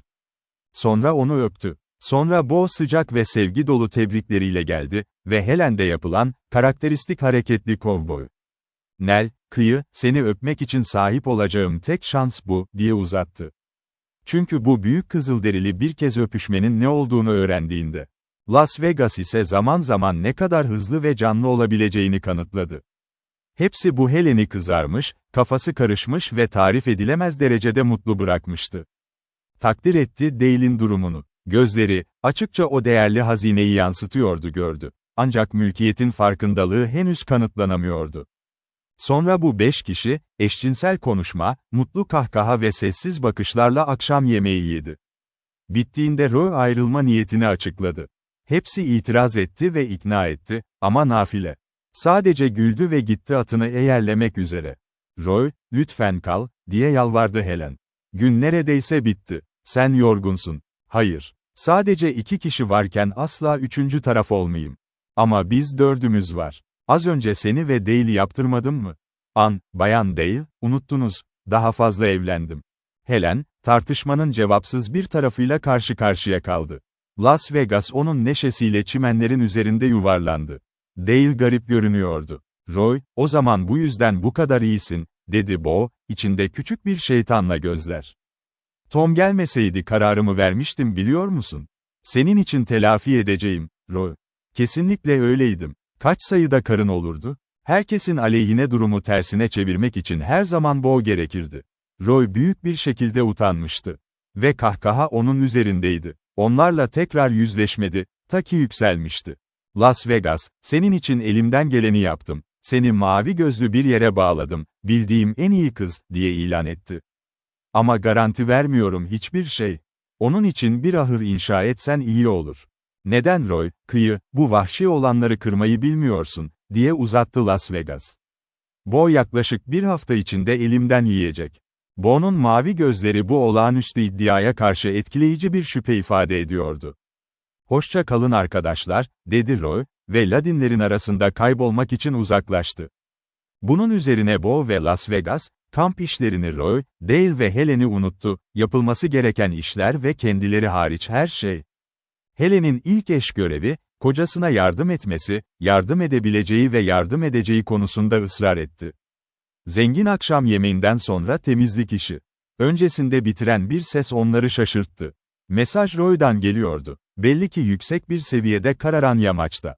Ve uzun, yumuşak bir halo, serin hava, rüya gibi sessizliği patlattı ve yamaçtan yamaca yayıldı. Uçurumdan uçuruma, gücünü kaybedip ürkütücü bir şekilde yok olacak uzak boşluklarda. Dale, buna cevap vermek istemiyormuş gibi başını salladı, güzel bir çağrı. Parkı tekrar sessizlik sardı ve alacakaranlık havadan doğuyor gibiydi, aşağıya doğru sürükleniyor. Nell, bir şeyi özledin mi, diye sordu Dale. Hayır, dünyada hiçbir şey, diye mırıldandı. Her zamankinden daha mutluyum, böyle olmak için dua etmeye cesaret ettim. İnsanlar ya da şeyler demek istemiyorum. Yani evcil hayvanlarım. Unutmuştum. Milt, neredeler? Vahşi doğaya geri gönderdim, dedi. Benim yokluğumda yaşamak zorundaydılar. Uzun zamandır uzaktayım. Tam o anda kasvetli sessizlik, düşen suyun yumuşak mırıltısıyla ve çam ağaçlarında hafif bir rüzgar iç çekişiyle, keskin bir çığlıkla bölündü. Yüksek, titriyor, derin bir acı içinde bir kadınınki gibi. "O Tom," diye bağırdı Dale. Çok korkmuştum," diye fısıldadı Helen. Bo koşarak geldi, peşinde Las Vegas. "Milt, o senin evcil pumanaydı," diye heyecanla bağırdı Bo. Asla onu unutamayacağım. O çığlıkları rüyalarımda duyacağım. "Evet, Tom'du," dedi Dale, düşünceli. "Ama onu hiç ağladığını duymadım, tam da böyle." "Onu çağır." Dale ıslık çaldı ve seslendi, ama Tom gelmedi. Sonra avcı, karanlıkta yamacın altından farklı noktalardan çağrı yapmaya çalıştı. Puma olmadan geri döndü. Ve o anda, çok uzaklardan, karanlık vadiden, aynı vahşi çığlık aşağı sürüklendi. Sadece mesafeyle değişiyor. Garip ve trajik bir anlamı vardı. "Bizi kokladı, hatırlıyor. Ama asla geri dönmeyecek," dedi Dale. Helen, Dale'in derin bilgisinin inançlarıyla yeniden hareketlendi, yaşam ve doğa. Ve hayal gücünün kanatları varmış gibiydi. Ne kadar dolu ve güvenli, mutluluğunu mükemmelleştiriyor, aşkının ve onun geleceği, çocukları ve belki torunları da böyle bir adamın rehberliğiyle. Sadece biraz önce iyi ve kötülüğün doğa yasalarıyla ilişkisi olan sırlar. Çağlar, insanlar dünyada yaşamadan önce. Vahşi doğa, kayaların delikleri, ağaçların yuvaları, yağmur, don, sıcaklık, çiğ, güneş ışığı ve gece, fırtına ve sakinlik, bal yabani çiçeği ve arı içgüdüsü, tüm güzel ve anlaşılmaz tasarımlarıyla birden fazla yaşam formu. Bir şeyler bilmek, onları sevmek ve sevmek, belki de dünyanın krallığına yakın olmak demekti, göklerin büyük krallığına.